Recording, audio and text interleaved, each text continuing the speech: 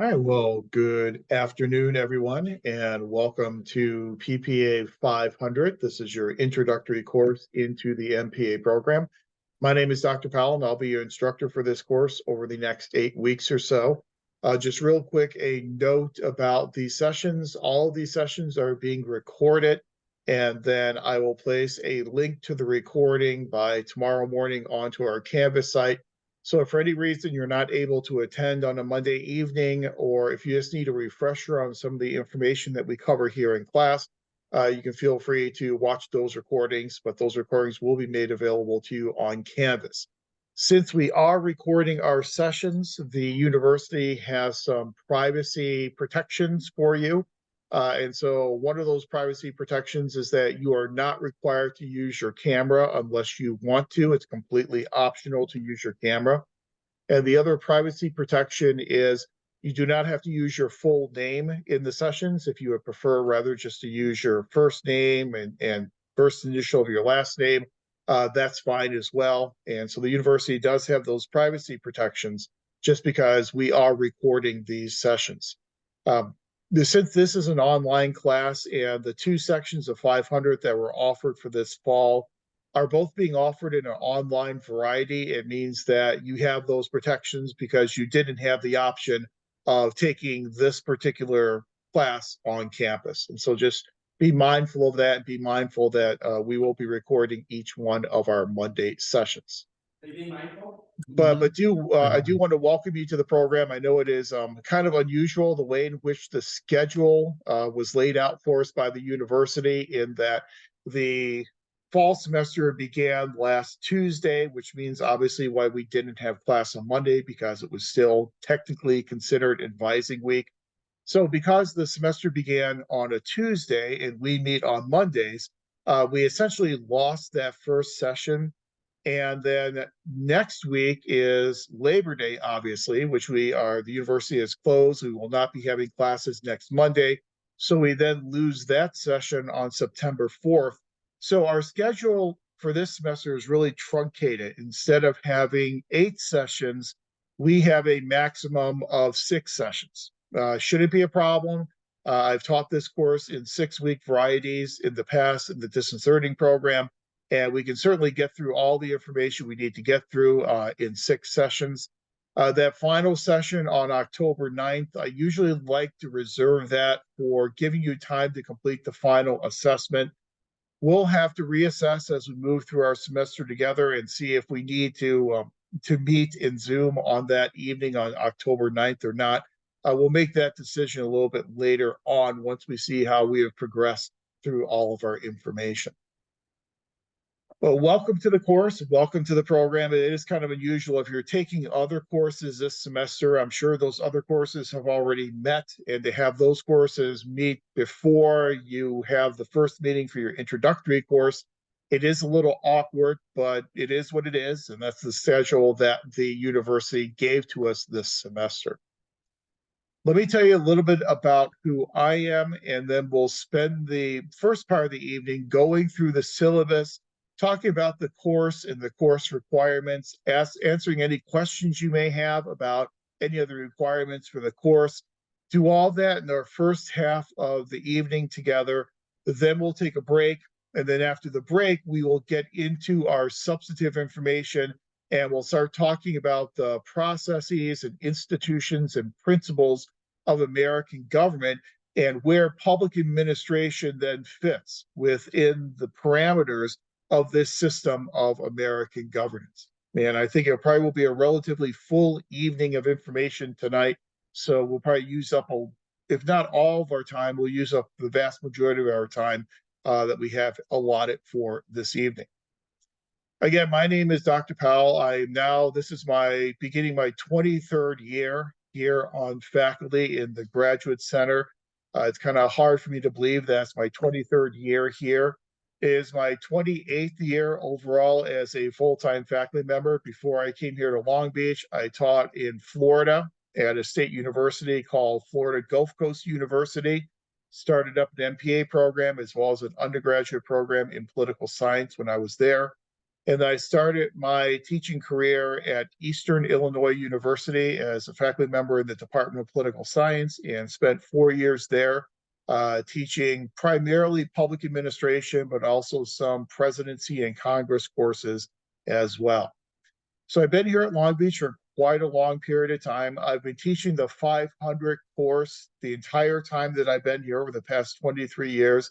And it seems like every semester I teach more and more of the 500 course.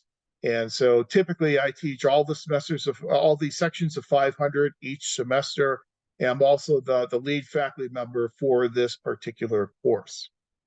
Um, we'll talk more about getting to know each other as we move through our semester together.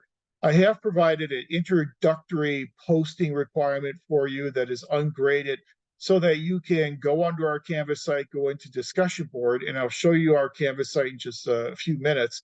But you can go to discussion board, you can share with us anything you're comfortable sharing by way of an introduction to you, who you are, maybe where you work, maybe what your undergraduate major was and where you got your undergraduate degree from, maybe a little bit on why you are in the MPA program. And I know the vast majority of people in this class section are in the MPA program. I believe we have one or two people who are in other graduate programs, but just a little bit about you and why you're pursuing graduate studies. And that will help us then to learn a little bit more about each other. I was department chair here for 10 years, and my second term as department chair ended in 2021, I believe. And so Dr. Butts took over as department chair. I'm still the program director, though, for the distance learning MPA program. I've been running that program now for 18 years. So been around a long time and been part of this program for quite a long period. So that is me. Again, I'll learn more about you as we move through the course and reading through all of your introductory posts. But let's spend a little bit of time going through our syllabus, talking about the requirements of the course, some of the things we're going to be doing, why we are doing those things, how we're going to do them, how they're going to be graded, and then to basically provide you a good introduction to what we're going to be doing together as a class over our next several weeks. The syllabus, I made a few changes to the syllabus to correct a few dates. I am teaching one section tonight, and then I also have a 500 section that I'm teaching on Tuesday evenings. And since we're kind of off schedule now because the Tuesday night class met last week and we didn't meet, I'm kind of juggling those two sections and trying to eventually align them in terms of the coverage of the material. So I did make a couple of changes to bring the dates in accordance with Monday evening sessions on our syllabus. But the newest version of the syllabus has been uploaded to our Canvas site. I'm sure you've probably taken a look at the syllabus already, but let's spend a few minutes going through the syllabus, talking about what the class is all about. And then as I go through the syllabus, if you have any questions or need any clarifications, there are two different ways you can participate in our Zoom sessions. One way is by using your microphone, and you're certainly free to ask questions using your microphone. A second way is through text chat. And I have my text chat box open, so if you have any questions or need clarifications, feel free to put those into text chat, and I'll be keeping an eye on text chat as we go through our session tonight, and I'll be able to address any of those questions or concerns that you have as we move through our discussion. But in terms of the syllabus, we start off the syllabus with contact information. So you know our meeting times because you are here. You know how to log in because, again, you are here. You know what our meeting dates are. Again, we do not have class next week because of Labor Day. And then we're going to reassess once we get closer to October 9th to see whether or not we need to have a live Zoom session on that evening. I'm working primarily remotely this semester. All of my class sections are remote, and so therefore my office hours and office presence will be remote as well. University policy aligns office hours with the mode of instruction. So if you're teaching remotely, then your office hours are also supposed to be remote. So my office hours are technically Tuesdays from 2 to 4 p.m. They will be remote. So if for some reason you want to meet with me during office hours, I just ask that you send me an email, let me know, and then I have a personal Zoom room link that I can send to you. and then we can meet through Zoom if necessary. But do send me an email first, and then I can go ahead and send you out that Zoom link. Now, just because I have office hours Tuesdays from 2 to 4 does not mean you cannot ask questions at other points in time throughout the week. The best way to contact me is always via email. Again, I'm not going to be in the office physically very often. I do have access to my voicemail from home, but I'm notoriously bad at recovering voicemail messages. I'm much better with emails. I have all my emails pushed to my phone, and so I have instant access to any emails that I receive. And you should get a response relatively quickly to any emails that you send to me. It's unusual if it takes me more than a few hours to respond to your email. So email is by far the best way to contact me. So that's all my contact information and the basics about the class. Now, you do know that this is a first half hybrid course. And as a first half hybrid course, we only meet for the first half of the semester.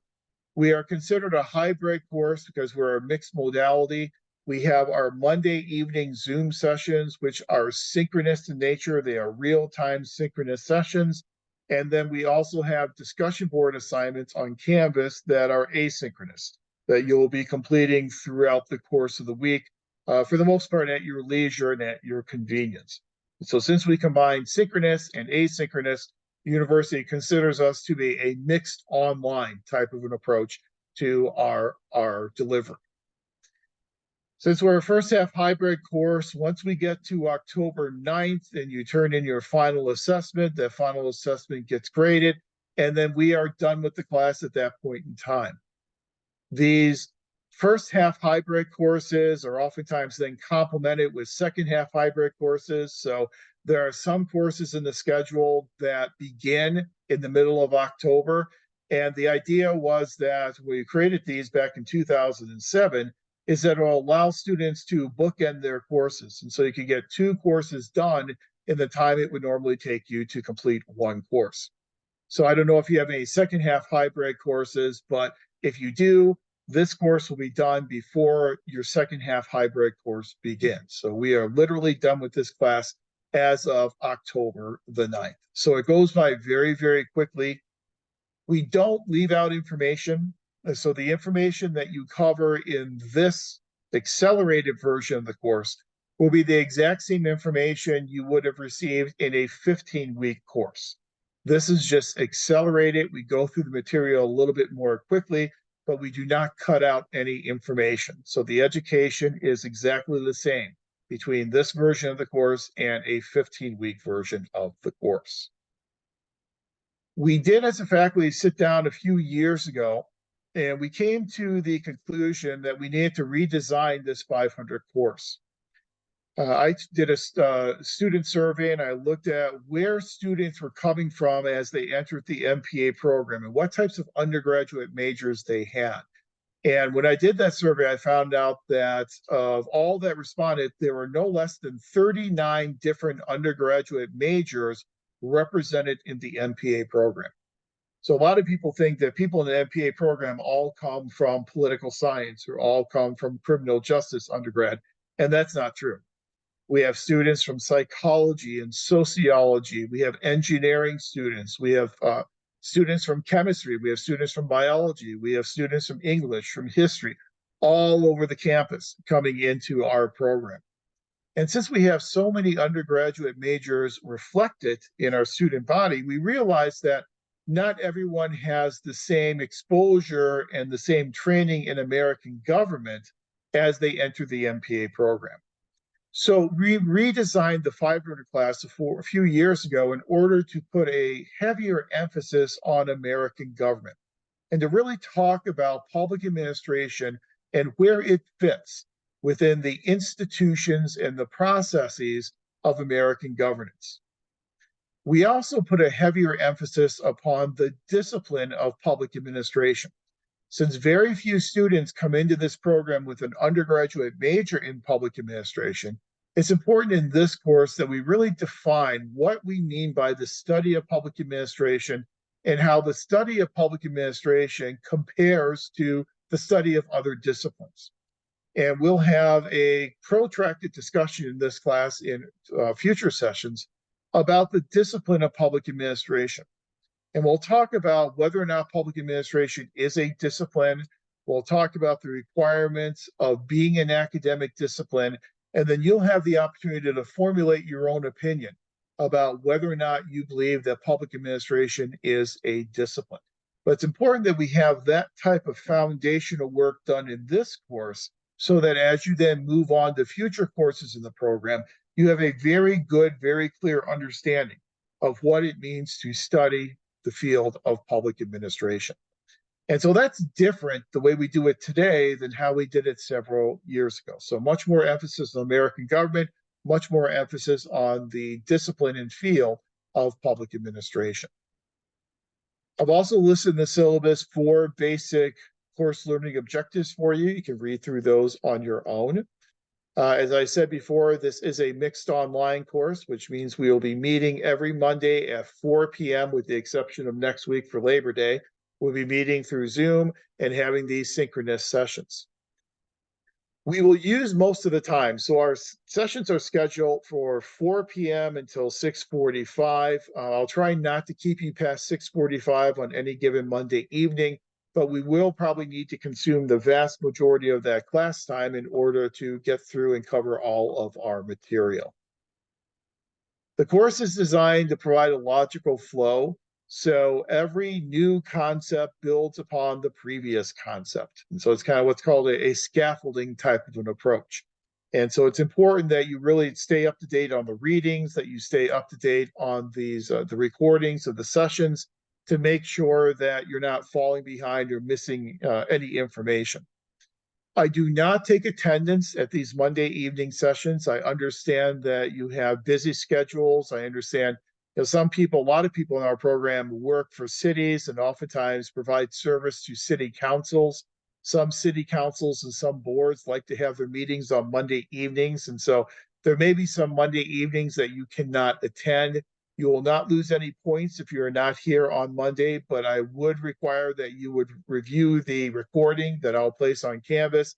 And then after watching that recording, if you have any questions or need any clarifications, you can then always reach out to me via email, and I'm happy to provide any of those clarifications for you. But there's no attendance requirement. I do not assign any points for attendance. I don't assign any points for participation in these sessions. I leave that completely up to you. Textbooks for the course, we have 2 textbooks. The first one is Don Kettle's Politics of the Administrative Process. I started using Don's textbook several years ago because I think he does a really nice job of placing administration within the context of politics. We'll spend a good bit of time this semester talking about some of the differences between public and private administration. And we'll make the point that the generic management skills that you need to be successful in a private organization are somewhat similar to the generic management skills you need to be successful in a public or a nonprofit agency. The major difference is that the environment differs. In the public sector, we are dealing in a very political environment, much more so than in the private sector. And so I like the way Don Kettle really provides that political context for us to understand what the political environment then means for how we manage and lead our public and nonprofit organizations. So that will be the primary textbook for this course. Now, it's also important to point out that I do not teach from the textbook. I really believe that in any course, this may sound cliche, but I think it's true, especially at the graduate level, in any course, you'll hopefully learn from 3 different sources. Don Kettle's textbook is great. You'll learn by reading Don Kettle's textbook. Hopefully, if I do my job correctly, you also learn something from me in our Monday evening sessions, and then you'll also learn from each other. And that's why we have a discussion board element in this class, so that you can share ideas with your colleagues and learn from each other. So when we have our Monday evening sessions, I will provide information a little bit differently than Don Kettle does. I'll provide it in a little different context than Don Kettle does. I will introduce you to some material that will not be covered in your textbook.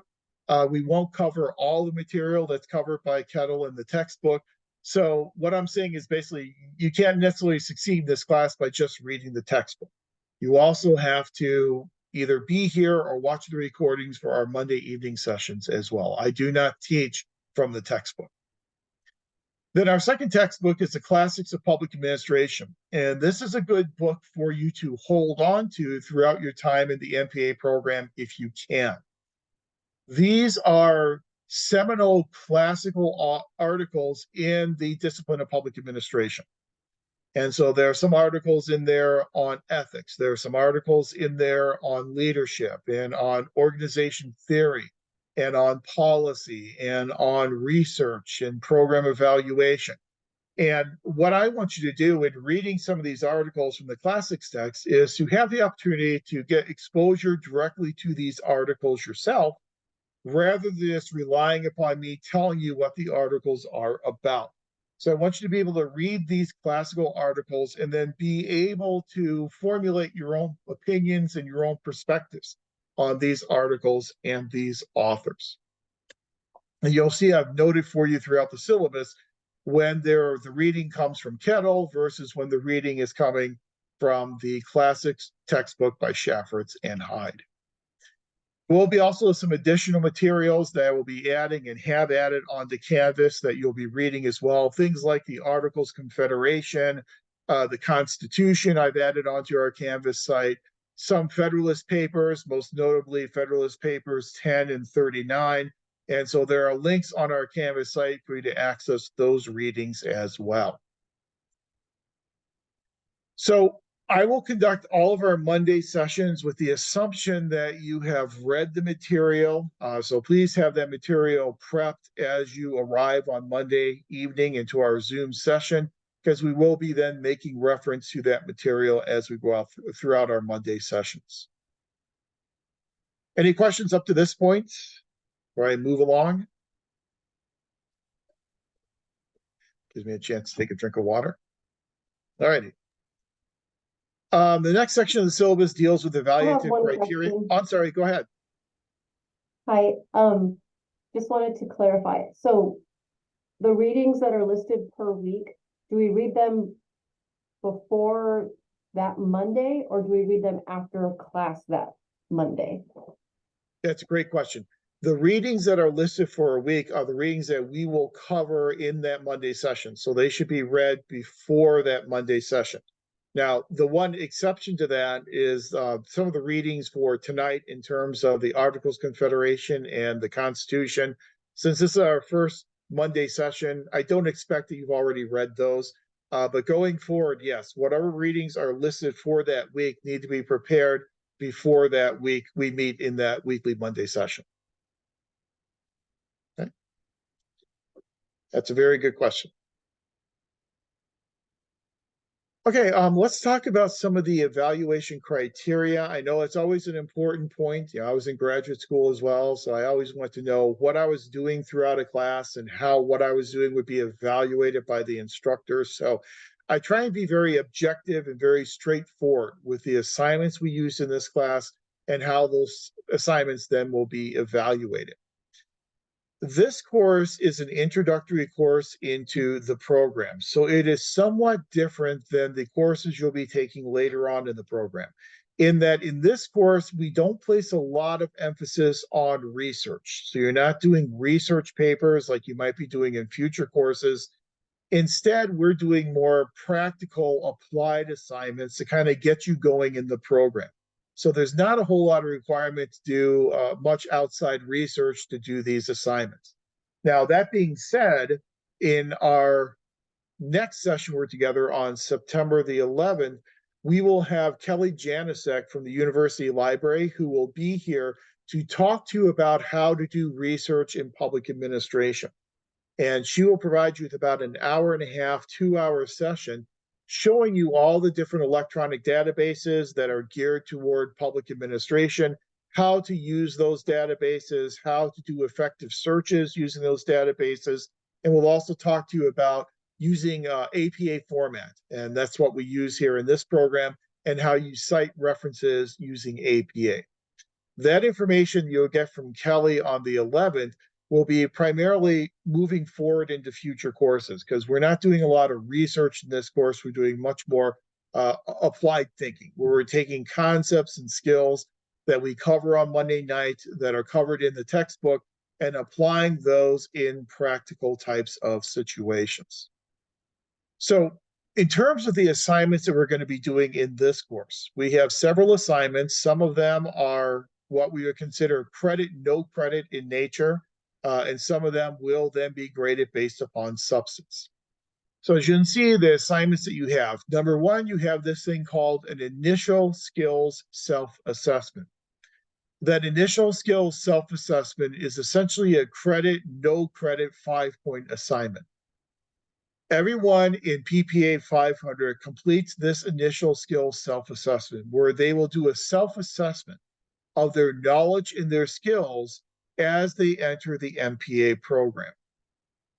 Then when you are leaving the program in PPA 697 directed research, one of the final things you will do in that 697 course will be a final skill self-assessment, where you will then redo this skill self-assessment as you are leaving the program, so that you can then compare, here's my self-assessment of my skills when I entered the program in 500 versus here's my self-assessment of skills as I am leaving the program in PPA 697. This initial skills self-assessment, there are no right or wrong answers to it. It is supposed to be an honest, clear self-assessment of how much you know and what type of experience you have across the salient elements of our MPA curriculum as you are entering the program here in PPA 500. So let me go ahead and scroll down at the bottom of the syllabus. Let me move a few things around to make this go a little bit quicker. But at the bottom of the syllabus, we have the initial skill self-assessment. So let me scroll down to that. And this initial skill self-assessment is also provided for you on our Canvas site as well. And we're getting there. There we go. The initial skill self-assessment. This is part of our assessment system that I put in place back in 2007 in my first time as chair. And the purpose of this self-assessment is obviously, again, to allow you the opportunity to reflect upon how much you know about the different important areas in the MPA curriculum. So the self-assessment consists of 3 main parts. See here, part 1 is an ordinal ranking that reflects how much you know about each of these topics as you are entering the MPA program. So we have an ordinal, very truncated ordinal scale here running from 1 through 5. So a 1 would indicate that you know very little or nothing about this topic. A 5 would indicate that you feel you know a great deal about the topic. So budgeting and financial management, you'll just score that on that ordinal ranking of 1 through 5. Decision-making, ethics, oral communications, organization behavior, human resources, policy analysis, problem solving, research statistics, teamwork, and written communications. So you're just going to rank each of those 1 through 5. So it should be a very quick and very, very easy process for you to complete part number 1. Then in part number 2, we are asking you to discuss your experience and or skills in each of the following areas of budgeting, HR, org theory, policy, and research methods. Now, for example, in budgeting and finance, a lot of people enter the program and they have not really dealt with any budgets, any public budgets when they enter the program. You know, that would essentially be a 1. So if the only budgeting you've done is in your private life, then you would be a 1 on part 1. And then you can just say that in part 2, just simply say, you know, I have no experience working with public budgets. And that's an acceptable answer then for part 2. Some people may come into this program with extensive knowledge and experience in budgeting. And I always use the example in the DL program several years ago, I had a student come into the program from Metro, and they were the manager of capital projects at Metro. So they were managing over $500 million in capital projects on an annual basis. They had extensive experience in budgeting. That person would have said they were a number 5 up on the part 1, and then they could talk about some of their experience in budgeting here in part 2. But just a sentence or two, just giving us an idea of how much experience and what skills you have in each of those 5 core content areas. So just a sentence or two, again, not a whole lot that you have to put into it in terms of writing.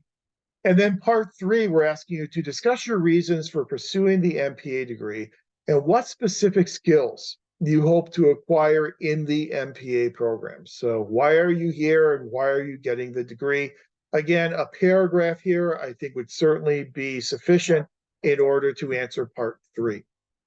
So that's the initial skills self-assessment, 3 parts, 1, 2, and 3. Shouldn't take you very long to do, but we're grading it as credit, no credit. So you turn it in, you get the 5 points. If you don't turn it in, you don't get the 5 points, but it's kind of an all or nothing type of proposition. No right or wrong answers. And so the feedback I'll give you is essentially thanking you for your assessment and then giving you the 5 points. I would ask that everyone do the initial skill self-assessment, even if you are not enrolled in the MPA program. So if you're in another graduate program, please still do the initial skill self-assessment. I think it is still useful for you to do it, even though you won't then be doing the final skill self-assessment in 697. So everyone should be doing that initial skills self-assessment. Any questions about the initial skill self-assessment? Yeah, I think like everything else in this class, I try and make it as objective and straightforward as possible. Then a second assignment you have is another 5-point assignment called the Draft Advancement to Candidacy Form. And if you attended the orientation session, I believe Dr. Butts did it this year, our department chair, I'm sure he talked to you about this idea of advancing to candidacy. Every graduate student at the university must advance to candidacy. Advancement to candidacy is essentially where you share your program of study with the university. And you're essentially saying to the university that if I complete these courses, you will give me my MPA degree. That's essentially what the advancement to candidacy form is. So it's a listing of your program of study. Now, you cannot advance to candidacy in your first semester in the program. That is not permitted.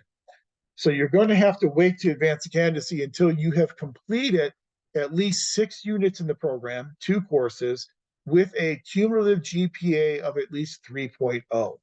And once you have met those requirements, then you are eligible to advance to candidacy. So no one will be advancing to candidacy this semester. But what I like to do is afford you the opportunity to do a draft advancement form, whereby you can share with me your plan of study, what courses you plan on taking and when you plan on taking those courses. I can then provide you feedback on your draft advancement form. And so once you get out of this course and you've completed 6 units in the program, you're then able to officially advance to candidacy when you are eligible. So since this is fall of 2023, if you're taking another course in addition to 500, if you get at least a B average in both of those courses, then spring semester 2024, you'll then be eligible to officially submit your advancement to candidacy form. And when you officially submit your advancement to candidacy form, you'll do it electronically. You can email it to Dr. Butts, who is our department chair, or to Dr. Zhao, who is our new graduate advisor. And usually it's good to CC Kathy Allen, who is our departmental coordinator, so everyone's kind of looped in on it. And that's how you would then officially advance candidacy. But here it's just so I have a vehicle that I can provide you with some feedback in terms of your course sequencing. So let me, at this point, share out the advancement form and show you what it looks like. I'm probably going to have to share my screen because I don't see it here. So let me share my desktop and open up that advancement form for you. All right. Okay, hopefully you are seeing the advancement to candidacy form. This is the advancement to candidacy form for the general MPA program. Now, as you probably know, we have 3 different options, if you will. So whenever you apply to the MPA degree, you could have applied to the general MPA degree, which the vast majority of students do, or you could have applied to the MPA degree with an option in urban affairs, or the MPA degree with an option in public works. Now, I took a quick look at our roster before we began tonight's session. I did see we have a couple of people in the urban affairs option, as well as a couple of people in the public works option. If you are in either option in urban affairs or option in public works, you will have a different advancement to candidacy form because your required courses are a little bit different than people in the general MPA track. So for instance, if you're in the option in urban affairs, in addition to these core courses that you see on the general MPA form, you would then have an additional required course, PPA 610 Seminar in Urban Affairs. So you have one additional core course that you need to take if you're in the urban affairs option. If you're in the public works option, you also will have one additional core course to take, and that will be PPA 554, which is our urban infrastructure course. That will be an additional required course that you will be taking. So if you're in the option urban affairs, the option public works management, you have one additional required course and then one fewer elective course. So there are 39 units. All three of the options are 39 units. It's just a different mixture of courses for each one of those options. So on the screen, I have the general advancement form. But again, if you're in option urban affairs or option public works, those forms are provided to you on our Canvas site. So you can download those directly from our course Canvas site. But this is the advancement to candidates form that you'll be filling out a draft version of. Obviously, your basic information up here at the top. Your admit term, I think for just about everybody in this course, is fall 2023. The soonest you can advance will be April of 2020, spring of 2024. So that would then be your advancement term, spring semester 2024, which seems weird to say 2024, but we're at the doorstep. So time's moving along. Then under the advancement to candidacy requirements, the first requirement here is what's called your GWAR. And Dr. Butts probably talked to you about that at the orientation session. That stands for the Graduate Writing Assessment Requirement, GWAR. Now, during COVID, the GWAR requirement was suspended. And so everyone had their GWAR requirement waived. Now that we are technically post-COVID, hopefully we are, but we are at least technically post-COVID, that GWAR requirement is starting to come back into play again. Typically, if you have graduated undergraduate from a regionally accredited undergraduate institution, chances are your GWAR requirement has been met. And the vast majority of people have that GWAR requirement met whenever they enter the program. Sometimes international students have to work with Kathy Allen in our office to make sure whether or not their GWAR requirement has been met. But for the vast majority of people, your GWAR requirement already has been met. If you don't think your GWAR requirement's been met, you can reach out to Dr. Tina Zhao, who is our new graduate advisor, or to Dr. Butts, who is our department chair, and they can help you figure out whether or not your GWAR requirement has been met upon entering the program. But for the vast majority of people, that's going to be a met. In order to actually advance candidacy officially in the spring, you'll have to have that 3.0 in all of your graduate coursework here at CSULB or that you transferred into our MPA program. You'll also need to successfully complete 6 units in the program, and then you'll have to attend an orientation, which I think the vast majority of you attended the orientation with Dr. Butts. If for some reason you are not able to attend the orientation session, you can consider tonight as your orientation because we're going to go through some of that orientation material this evening as an introduction to the program. So you can always, if you didn't attend the orientation, you can put tonight, August 28th, 2023, as the date you attended the orientation. I'm not all that interested in that information because, again, this is just a draft form. What I'm really interested in is your course sequencing. So here are all the core courses that you're required to take in your 39-unit program here at Long Beach. This course is a required course: budgeting, HR, org theory, policy analysis, research methods, and then 2 sections of PPA 697 directed research.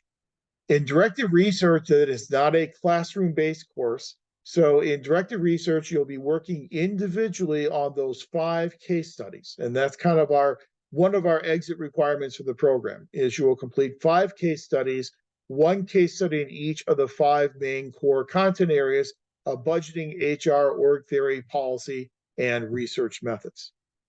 And we require that you complete 2 sections of 697. Now, in those 2 sections, you'll only be completing those 5 cases. You don't complete 5 cases in each section. You complete 5 cases across those 2 sections, those 6 units of directed research. Here is a very important point for your draft advancement form. As you sequence your classes, as you list the semester and the year that you plan on taking those courses, all of your core courses must be completed before you will be permitted to register for 697. So make sure as you're sequencing your courses that the semester and year of all your core courses occur before the semester and year in which you plan to register for the 2 sections of 697.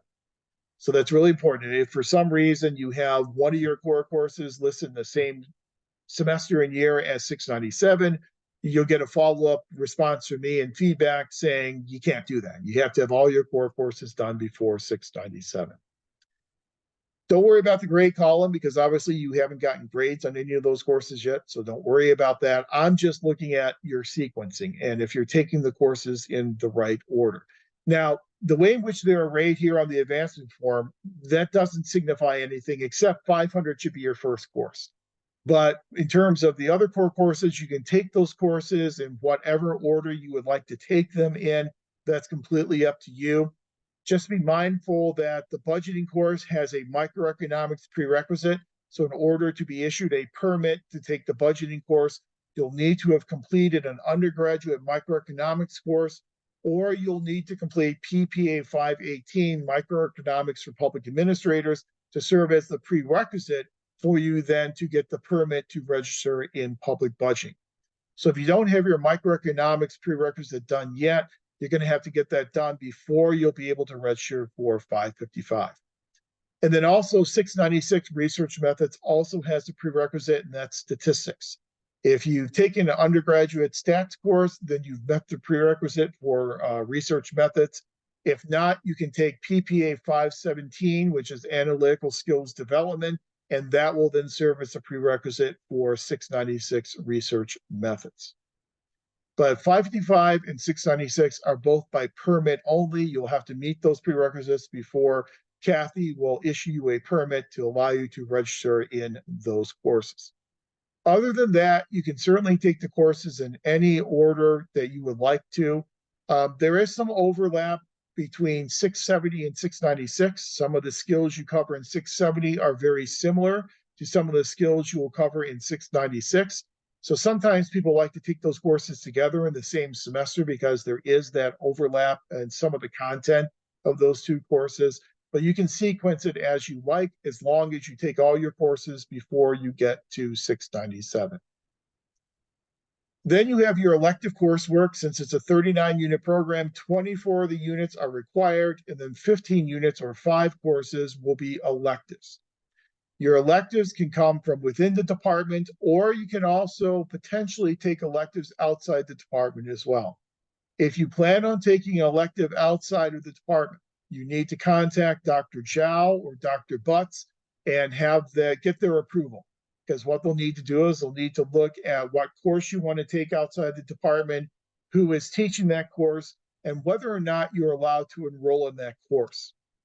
If you're going to take a course outside the department, the course must be at the graduate level. So it'd have to be 500 level or above. And some of the departments on campus have impacted status, which means that they're only open to students within those majors. So Dr. Zhao and Dr. Butts know which programs those are, and so they can kind of point you in the right direction of which courses you can take outside the department. Vast majority of MPA students remain in the department and take all 5 of their electives within public administration and policy, and that's what the vast majority of people end up doing. Sorry to interrupt you. I just had a real quick question. Yeah, go ahead. I got approved for the microeconomics class at a community college, and I was wondering, would that microecon class count as an elective, or would that just be a prereq? If it's at a community college, it would just be a prereq. In order for it to count toward an elective, it would have to be at the graduate level or above. So, say for instance, if you didn't have that undergraduate microeconomics requirement or undergraduate stats requirement, and so you took PPA 517 or PPA 518, then those would count as electives because they are at the graduate level. But anything at below graduate level will not be able to count as an elective. Good to know. Thank you. Sure, my pleasure. So as you go through your electives, you list your electives here. Again, you're going to list the semester and the year in which you plan to take those electives. Now, again, this is just a draft form. So if you're saying, I don't know if this elective is going to be offered in spring of 2025, we probably don't know that either right now because that schedule hasn't been created. So don't worry about that too much. I just kind of want to see what electives you are planning on taking. This is just a draft form, and so it's not going to lock you into anything. Even when you submit your official advancement to candidacy, probably in spring of 2024, you're still not necessarily locked in that if you list an elective course on your advancement form and then later on that course isn't offered or you decide you want to take a different elective, you can always take a different elective and then the department can complete a program change form for you and send that over to enrollment services. So just because you put it on your advancement form doesn't necessarily mean that you're 100% locked into those courses. You can always change that with a program change form. So just list your elective courses there so I can take a look at what you're planning on taking. And then, as you probably know from the orientation, there is an internship requirement for anyone who does not have at least 1 year of professional administrative experience. Now, if you're not sure whether or not your 1 year or more of professional administrative experience qualifies for a waiver from the internship, talk to Dr. Butts. I think Dr. Butts is kind of still handling the internship issues for us. And he will be able to tell you whether or not you qualify for that waiver. So if you have 1 year of professional administrative experience, you can just go ahead and check the waiver box and then just list your employer where you got that experience at. If you don't have that type of experience, you'll have to check the PPA 585 internship box, and then you will be required to complete an internship. Now, internships, we don't have a lot of students doing internships. I think usually we have maybe 2 or 3 students per year who are required to do the internship. But if you are required to do an internship, again, you'll want to reach out to Dr. Butts and talk to him. We have articulation agreements with some governments as well as some nonprofit organizations in the area. We'll have to have an articulation agreement between the university and that organization before you'll be able to do an internship at that organization. Now, the PPA 585, the internship course, is typically required if you don't have that 1 year of experience. And throughout that 585 internship course in that semester, you will then be completing your internship. Those 3 units that you'll earn in 585 do not count toward the 39 unit requirement. So if you have to do an internship, those 3 internship units will be in addition to the 39 units. So you would have a 42 unit requirement. That's not our choice. That is the choice of our accrediting body. We are a NASPA accredited program, and our accrediting body does not allow programs to count internship credit toward degree requirements. They have to be in addition to the degree requirements. But that's the idea of what you're doing for this draft advancement form. Again, it's not a right or wrong type of deal. It's just a vehicle for me to be able to provide you feedback on the types of courses you are taking and the way in which you are planning on sequencing those courses so that once you're done with your 6 units, your first 6 units in the program, you are then ready to roll in terms of advancement. You can go ahead and advance. It's always good to advance early on in your program of study. The university not only will not allow you to advance in your first semester, it also will not allow you to advance in your last semester. So you cannot advance in the semester in which you are graduating. You have to advance at least 1 semester before your graduation semester. So it's always a good idea to get this administrative hurdle taken care of and out of the way as soon as possible, so you don't have to worry about it when you get time to graduate.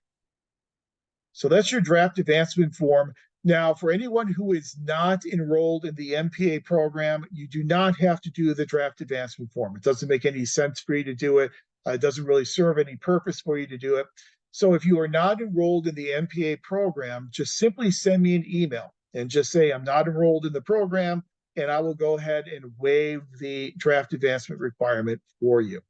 So if you're not in the program, you don't have to do the draft advancement, but I do want everyone in the class, regardless of the program you're enrolled in, to do the initial skills self-assessment, because I do think it's useful for everyone, regardless of whether or not you are in the MPA program.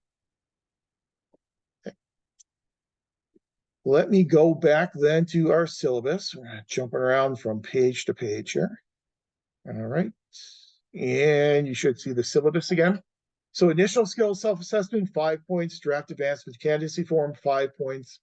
Then we have two what I call assessments, a midterm assessment and a final assessment. The midterm and the final assessments are not really examinations. I usually like to refer to them as assessments because they are scenario based. And so what I do in these assessments is I will provide you with 5 realistic public sector scenarios. And then for each of those realistic scenarios, you will then have 2 questions to answer for each scenario. So 5 scenarios, a grand total of 10 questions for each of the assessments. The questions will require that you take the information, the concepts and the skills and the theories that you were introduced to in the class, and then apply them appropriately to address the scenario. So there, again, are no necessarily right or wrong answers. We're not looking for the best answer. We're looking for the most appropriate answer that fits that scenario. Now, the scenarios are scenarios that I will write for you. I don't want to have a lot of information in there. I want to have enough information that will allow you what you need to do in order to answer the questions. So typically the scenarios are going to be maybe 1 to 2 paragraph scenarios. So to give you an example, we will cover budgeting in this class. We'll talk about public budgeting and finance as one of the skills you need in managing fiscal resources. So on your final assessment, you'll probably have a budgeting question where I will say, here's a hypothetical city, and here are some of the problems that a hypothetical city is running into in creating its budget. You know, maybe it's running a deficit. Maybe it's not generating enough information to be able to manage itself appropriately. Maybe it's not getting its budget done on time. And so some problems that the city is having. Then one of the questions related to that scenario may be, what type of budget format that we discussed in class would be most appropriate for this city to adopt? And we'll talk about 4 main budget formats at the end of later on in the class in October. We'll talk about 4 different budget formats: line item, performance, program, and zero base. And I'll show you the examples of all 4 of those. And what you'll then be doing is selecting one of those 4 that you think is most appropriate, and then telling me why that budget format is most appropriate for the city in this scenario in this situation as laid out by that scenario. So your answers will be graded based upon your justification for why your answer is appropriate. So again, there are no right or wrong answers. I'm basing the evaluation upon the justification of your answers. You can provide an answer that perhaps I didn't think of, but if it's an appropriate answer and you've done a good job of justifying that answer, you'll get full credit on that question. So that's why these are assessments, and they are very much scenario based. These assessments are also not timed, so they're not something we're going to be doing in class. They will be provided to you on Canvas at least 2 weeks before they are due, and then you'll have those 2 weeks to work on those assessments. You can use all the information at your disposal in order to answer these questions. You can use information from our Monday evening sessions. You can use information from Don Kettle's textbook. You can use information from some of the classic articles that you have read. All the information that's provided to you throughout the class, you are welcome to use all that information in fashioning your answers. Again, they are not research assignments, and so there's no requirement that you go out there and do outside research. They are assessments of what you have learned in the class. And again, you'll have then 2 weeks to work on each one of those before they will need to be submitted through Canvas. So each of those assessments, the midterm and the final, are both worth 100 points. Typically, whenever I make those assessments available 2 weeks before they are due, in that class session. I'll share them out with you and we'll go through them scenario by scenario and question by question, and then answer any questions or clarifications you may have about the scenarios that you will be responding to on those assessments. And then finally, you have these Canvas essays. Here at Long Beach, we have now shifted completely to Canvas. Last year, we were kind of in that transition phase between what we call Beachboard, which is essentially Blackboard, and Canvas. Now, as of last summer 2023, we moved completely into Canvas. And so everything is being done through the Canvas environment, including our discussion board assignments. So you'll have 5 graded discussion board assignments, 5 graded Canvas essays, each one of those worth a total of 30 points. And so what I will do is I'll provide you with a prompt. You will then go in and respond to that prompt with an initial response. And then you'll also have to respond to the posts of 2 of your classmates. So for each one of these Canvas essay requirements, you're going to be doing 3 posts. An initial post in response to my prompt, and then briefer responses to 2 of your classmates. Now, the question is always, how long should these Canvas essays and these responses be? I'm a big believer in parsimony. I believe that we need to try and be as concise as we possibly can, communicate our information that we need to communicate using as few words as possible, because after all, we are in public administration. We're not in history, we're not in political science. And so there's really very much a value that is placed upon being as concise and as parsimonious as humanly possible. So what I am asking for is that for your initial post, I am usually looking for a couple of paragraphs. Now, later on, you'll see it says 3 to 5.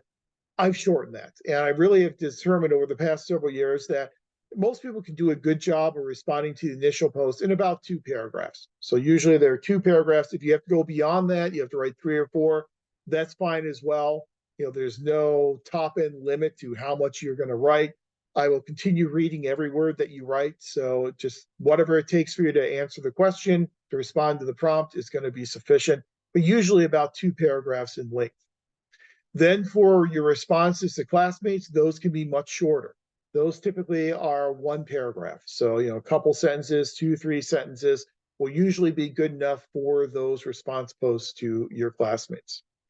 In responding to your classmates, what I am looking for is I'm looking for responses that are professional, that are courteous, that are supportive. And so if you read a classmate's post and you're like, well, this is something I've dealt with before, you know, in my job, I've dealt with this type of a grant, or I've dealt with this type of a program, you know, share that information. And hopefully your response to your classmate will then contribute to their learning as well. So make sure they're professional, supportive, and courteous.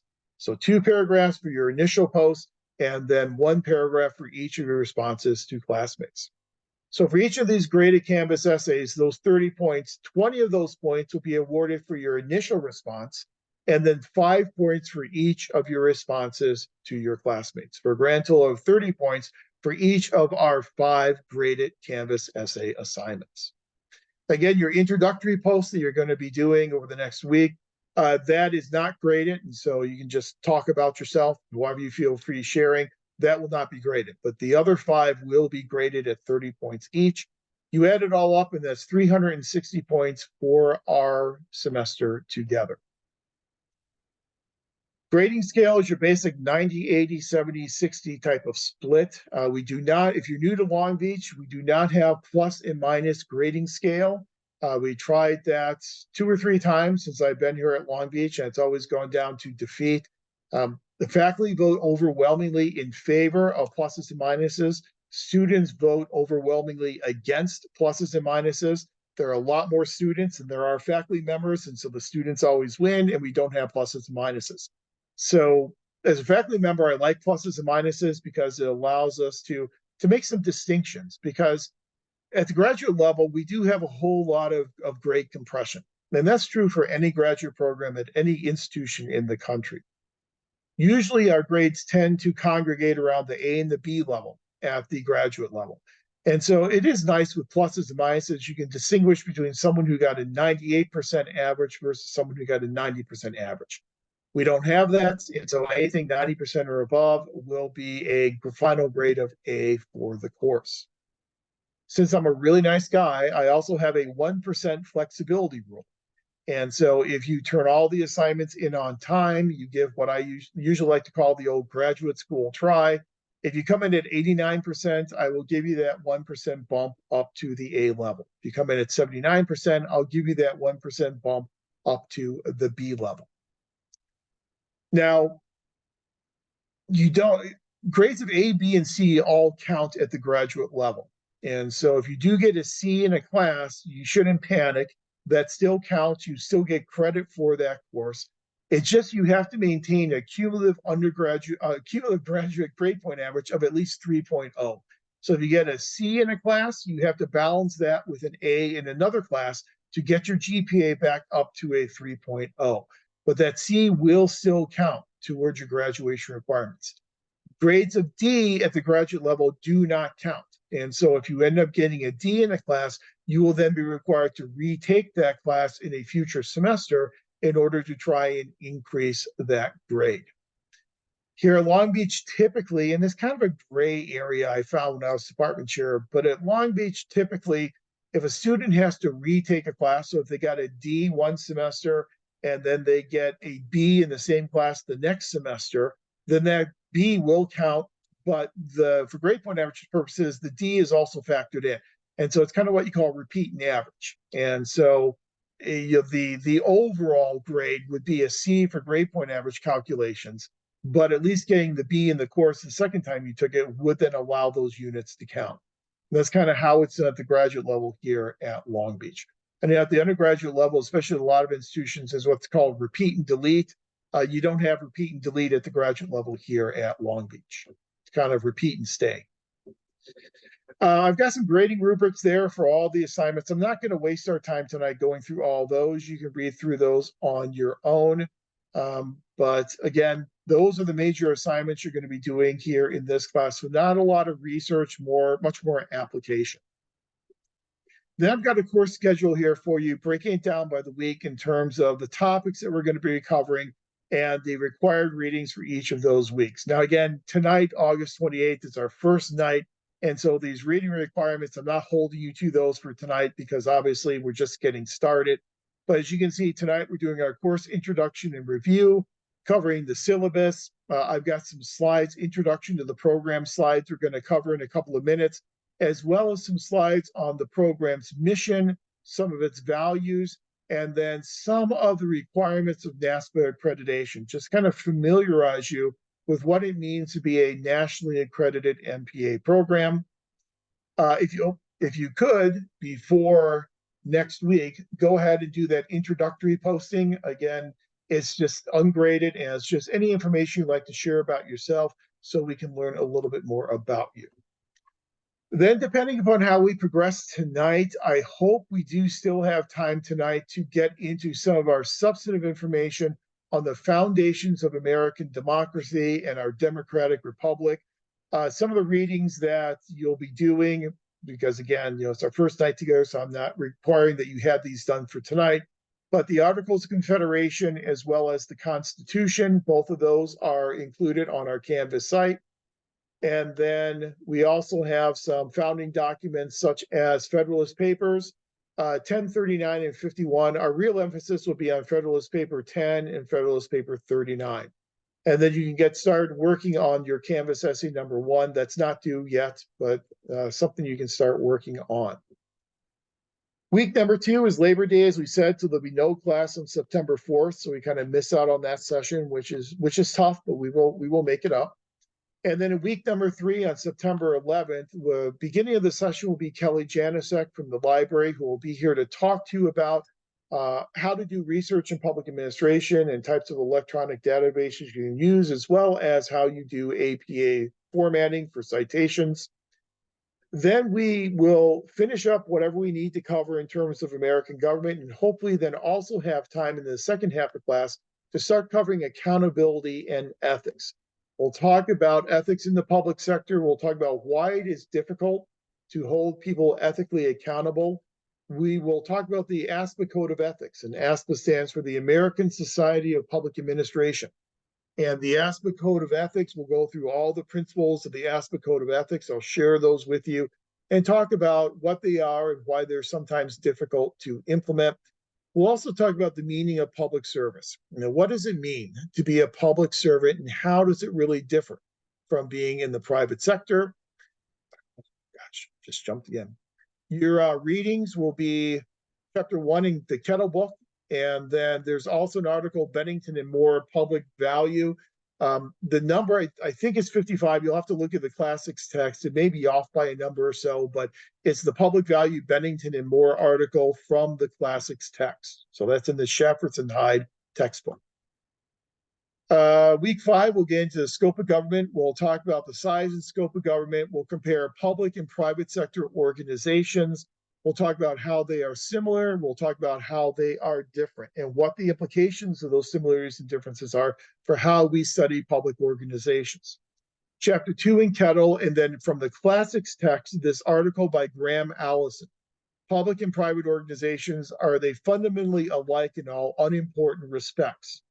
It's one of my favorite articles in public administration, and I highly recommend that you make time to read it, because I think Allison does a really nice job of showing us the similarities and the differences between public and private organizations. Week number 6, we'll get into administrative structure and theory. We'll talk about what is public administration. We'll define the discipline and study of public administration, and we'll talk about the evolution of how we have studied public organizations, the evolution of organization theory literature.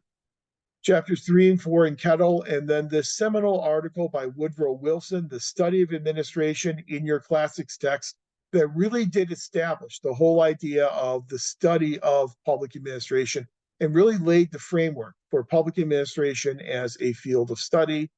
And Max Weber, his bureaucracy article, and Mary Parker Follett, her article as well, again from the classics text. Also that week, hopefully we will have time to start talking about public policy process. We'll talk about how we make decisions on public policies.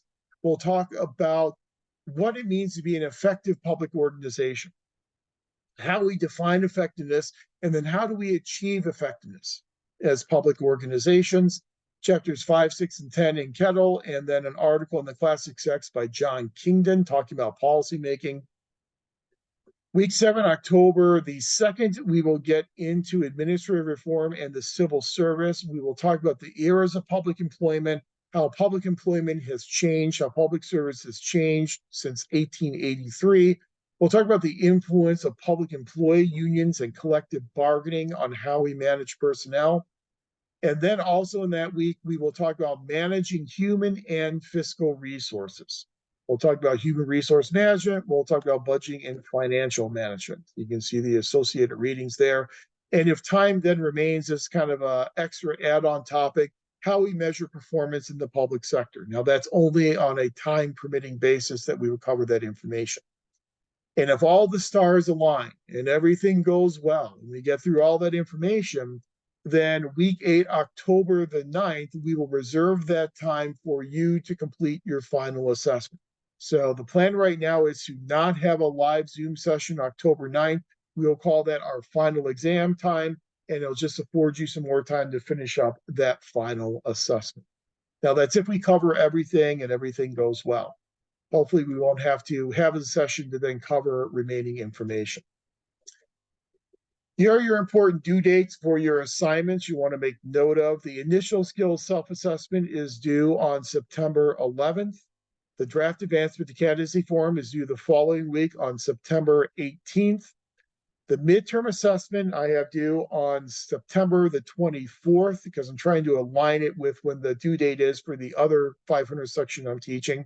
So since the midterm assessment due date is September 24th, I will then make our midterm assessment available to you no later than September 10th. So before we get together again on our September 11th session, that midterm assessment will be available for you. So on September 11th, once Kelly Janisic is done covering her research-related information from the library perspective, we'll take a break, and then after the break, I will go through the midterm assessment with you, and then we'll go ahead and cover the remaining substantive information we have for that evening. And then your final assessment will be due on October 9th. Now, whenever you see due dates, the due date is by midnight on that day. And so by 11:59 and 59 seconds PM will be the time in which those assignments are due on each one of those assigned due dates. Here are our Zoom sessions tonight, September 11th, September 18th, September 25th, October 2nd, and if necessary, October 9th. We will see how we proceed. And then your Canvas essays, the introduction post, it's not due tonight. You can work on it this week. And so as long as you submit by next week, that will be fine. Then Canvas essay number 1 and 2 responses due on September 11th, 2 is due on the 18th, 3 is due on the 25th, 4 is due on the 2nd, and number 5 with responses is due on October 9th. I've also listed, we won't go through all this tonight, but I've also listed for you in the syllabus all of our different discussion board assignments, the prompts that you will be responding to. Your first one is a basic American government response in terms of Federalist Paper number 10. Your second one will look at the ASPA Code of Conduct and the principles that are difficult, that you can envision as being difficult to implement in your organization. Number 3, differences between public and private organizations, building off the Graham Allison article. Number 4 is where we get into public administration as a discipline, and you'll develop an argument arguing either yes, it is a discipline, or no, it's not a discipline, and why you've arrived at those conclusions. And then discussion number 5, looking at public policy, decision-making, selecting a public policy of your choice, and then talking about the decision-making process that then led to the creation of that public policy. So those are the 5 prompts for each of your 5 graded Canvas essays. Those are, again, included on the Canvas site as well, but I just put them here on the syllabus for kind of double reference. Late assignments, I'm trying to avoid it. I do have a 10% penalty per day for any day that an assignment is late. So do make sure to get your assignments turned in on time. I do understand that life intervenes, and if for some reason you're not able to get an assignment turned in by the due date, please reach out to me in advance and let me know, and we can usually come up with provisions to avoid that late penalty, because I do know you have busy lives. You're just not graduate students. Most people are full-time employees and have family obligations. So life intervenes. Just let me know, and we can certainly work on it. Delivering assignments, everything is done electronically. So I've set up drop boxes for the initial skills self-assessment, the draft advancement form, the midterm assessment, and the final assessment. So those will all be submitted through those drop boxes on our Canvas site, which I'll show you in just a second. And then all of your postings in the discussion board will be posted directly into the discussion board. And I have links in each of the modules that you can just click on and then post your discussion board assignment directly on those links. Policy on withdrawals. If you do need to withdraw from the class, you need to go through the official withdrawal process. I do not do administrative withdrawals. And so if you just stop coming to class and stop turning in assignments, I will not withdraw you from the class. You have to then withdraw yourself from the course. That is very important, because if you do not withdraw from the course and you just stop turning in assignments, I will have no basis to assign a grade at the end of our term together. And so the grade I would have to assign would be a WU. WU stands for unauthorized withdrawal. Why it's WU and not UW, I have no idea. But it's unauthorized withdrawal, a WU grade. Those count as Fs for GPA calculation purposes. And I know when I was chair, I had several students come to me to try and get rid of a WU on their transcript, and they're stubborn. Once a WU goes on your transcript, the university really does not like to remove that WU. So it's best to just avoid it at all costs to begin with. Incompletes, I usually don't provide incompletes unless it's a really extraordinary circumstance. If there's an extraordinary circumstance, I've had some students who have unfortunately had to have surgery throughout the semester, and it's precluded them from completing the assignments. That's an acceptable basis, obviously, for an incomplete. You'll need to contact me in advance. The university rule is that you have to have at least 2/3 of the coursework done before you're able to ask for that, or before you'll be able to be awarded that incomplete. If you have any documented disabilities, please do reach out to BMAC, the Bob Murphy Center, and they will then contact me, and we can then negotiate reasonable accommodations. And that's usually a very smooth and very easy process. So I said there's no attendance policy for this class. It's completely up to you whether or not you are in attendance on Monday evenings. I do highly recommend it, but I don't award or take away any points in terms of attendance. Everything else is kind of boilerplate information. I'll let you read through on your own, with the exception of a new addition to the syllabus: use of artificial intelligence. I kind of wish this guidance would have come out a little bit earlier, but the Academic Senate, the week before classes began, shared this policy with faculty, that there are 3 different approaches that faculty members can use in terms of the use of artificial intelligence in their classes. So the policy that will be used by your instructors will probably differ depending upon the class. We as a department do not yet have a department-wide agreement in terms of the policy to use, but of the 3 options provided to instructors, I have selected the middle option. So the 3 options, one option is absolutely no use of artificial intelligence whatsoever. That's one policy. The other extreme is game on with artificial intelligence, having artificial intelligence creation assignments and having it completely sanctioned throughout the class. That's the most permissible. I'm in the middle. And so my policy is use of generative AI tools. AI tools is not permitted in this class for the following activities.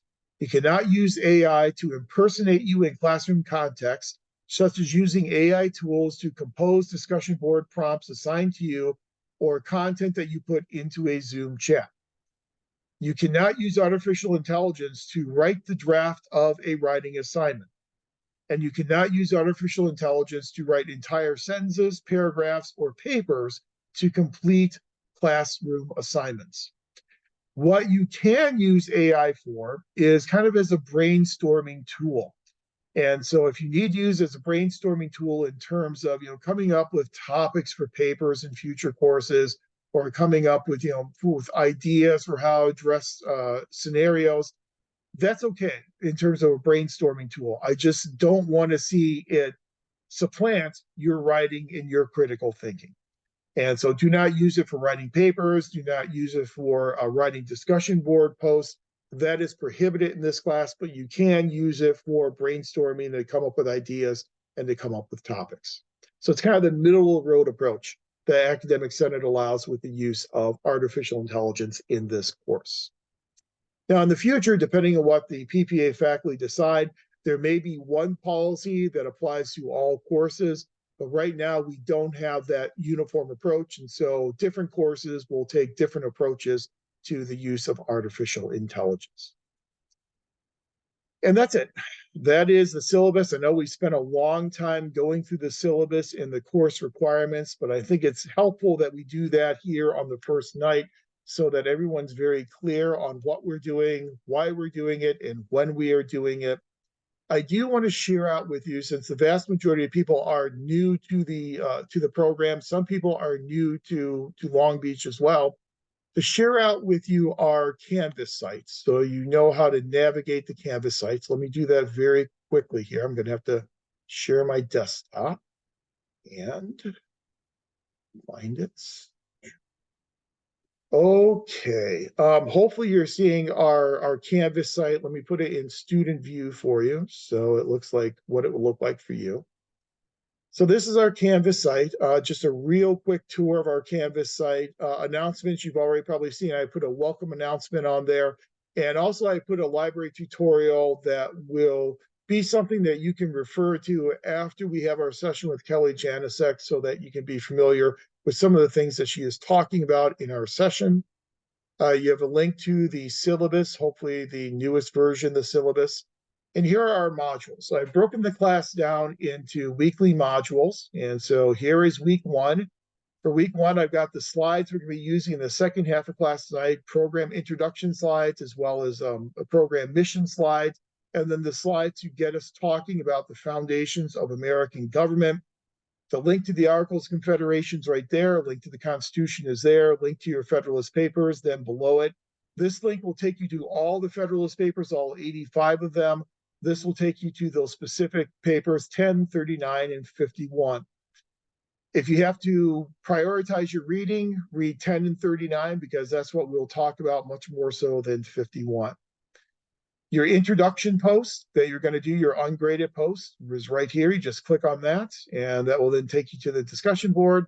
You can then click reply and then share whatever information you are comfortable sharing with us in your introductory post. Again, it is ungraded. Canvas essay number 1, which is due on September 11th. The link is right here. And so you click on that, the same type of deal. There is the prompt. You just click reply, and then you can then reply directly at that link. What else do we have here? Syllabus is there. No class next week, obviously. Then we have week number 3, and then same type of thing. Here's the link. Well, actually, let's do the initial skill self-assessment link. Here is the initial skill self-assessment. So whenever you're ready to turn that in, there's a link to the assignment, and then you just click upload, and you can then attach your assignment and then submit, and that's how you'll submit the initial skill self-assessment. It'll then be the same thing for the draft advancement to candidacy form. And you'll see here I've included for you the form we looked at tonight, the general advancement candidacy form. If you're in the public works option, that's the form you'll use. If you're in the urban affairs option, that's the form that you will use. And then you'll submit it right here at this link.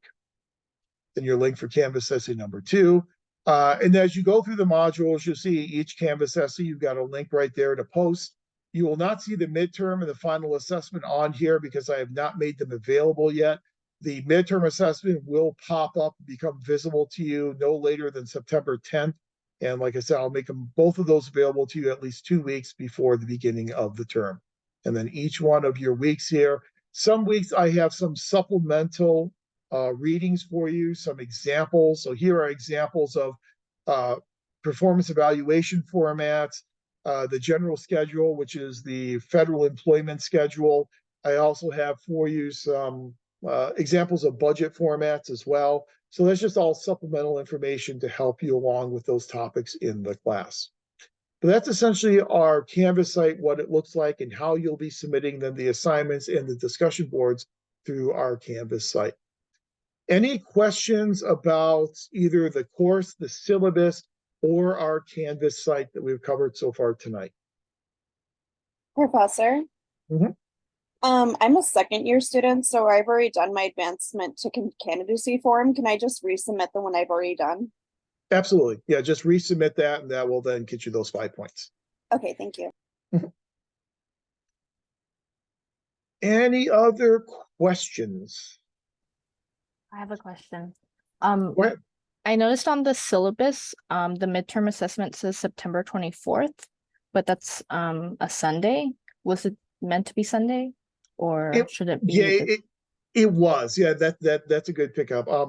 Usually it would be the 25th. I did make the 24th on a Sunday because I want to try and organize when the midterm assessment comes in for this section, as well as when the midterm assessment comes in for the other section.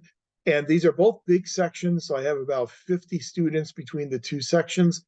And so I'm kind of buying myself an additional day in order to be able to grade them. So yeah, September 24th is a due date for the midterm. Thank you. Sure. Yeah, that's a good pickup.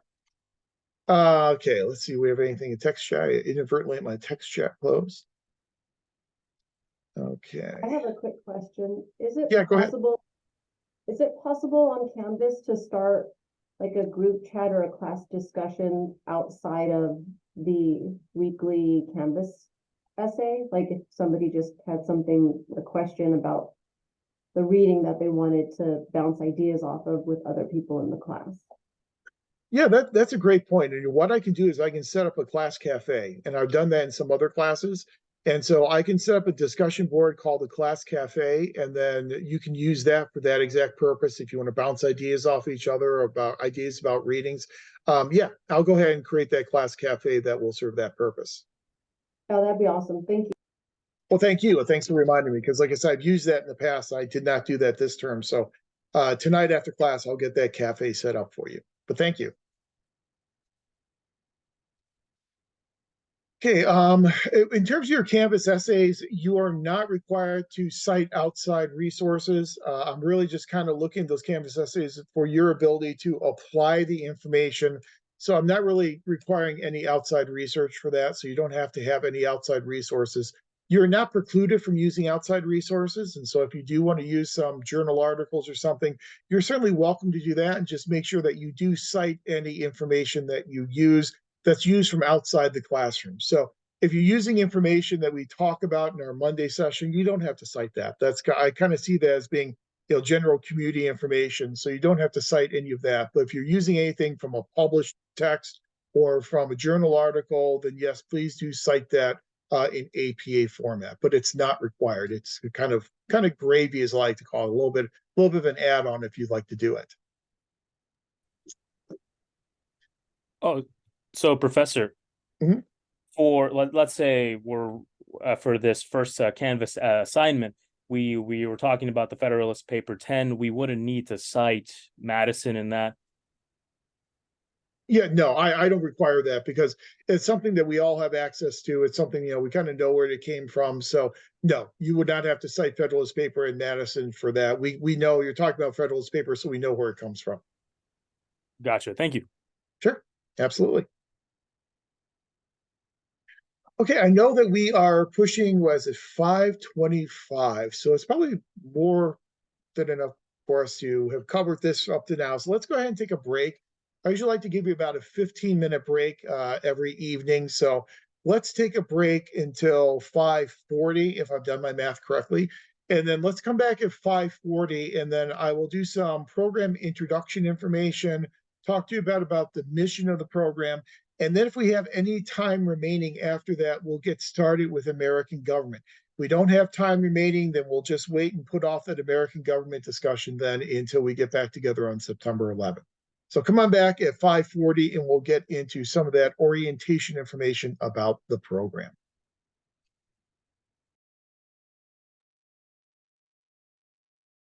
All right, it is 5:40, so let's get back to it and see how much we can get through tonight. What I'd like to do now is just reiterate some of the information that you received at the orientation for those of you who were not able to attend, or also to allow for those of you who were able to attend the opportunity to go through this information again, and then ask any questions you may have about some of this general programmatic type of materials. So, as I'm sure you learned at the orientation, we are a NASPA accredited MPA program. And so as a NASPA accredited MPA program, it means that we have certain requirements that we need to adhere to. We just went through our reaccreditation. NASPA accredits programs for a total of 7 years at a time. We just went through our reaccreditation process in that we had a site visit team come and they visited us back in, I think it was January or February.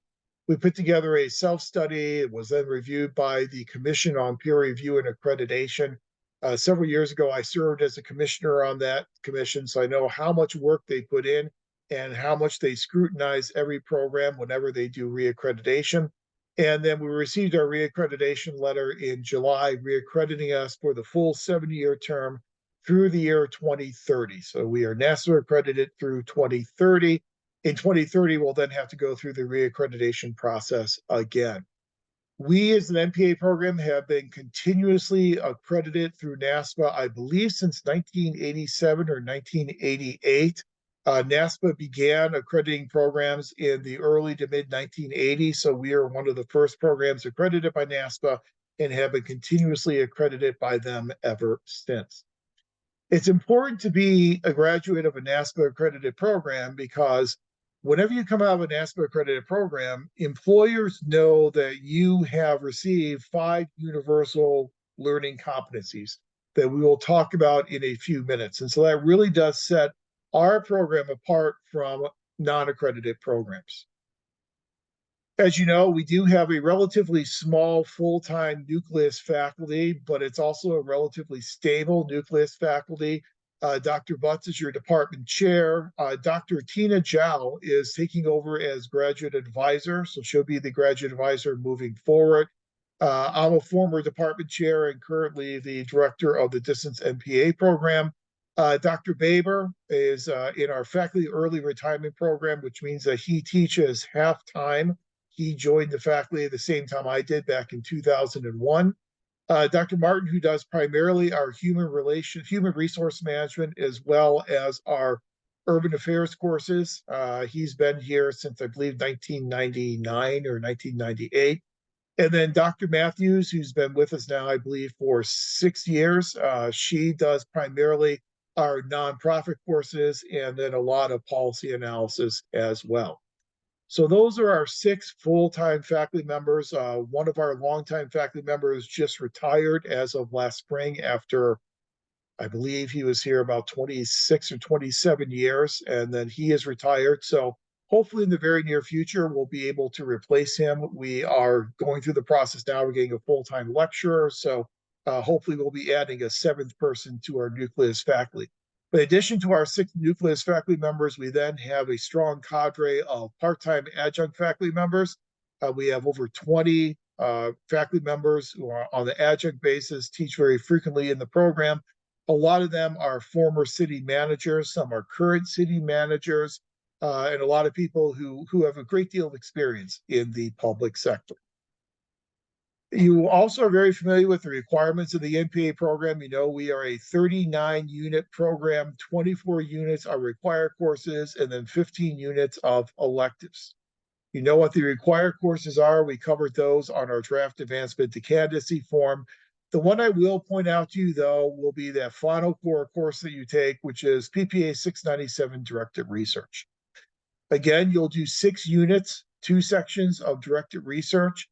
Some people like to do those 2 sections together in the same semester. Some people like to separate it, do 3 units and then 3 units in the following semester. It's completely up to you how you would like to sequence that. But when you are doing 697, there are essentially 3 things that you will do in 697. The first thing you'll do in 697 is complete those 5 case studies: the case study in budgeting, HR, org theory, policy, and research methods. You'll be completing those 5 case studies, and then your grade in 697 will be the average grade you earned on those 5 case studies. Once those case studies are completed, then the second thing you'll do in 697 is this final skill self-assessment, which is a redo of the initial skill self-assessment that you were doing here in this 500 course. So you'll do the final skill self-assessment. And then the third thing that you will then do is to put together your student learning portfolio. And I'll talk more about the student learning portfolio in a few slides, but that student learning portfolio is essentially the final thing that you'll be turning in to then graduate from the program.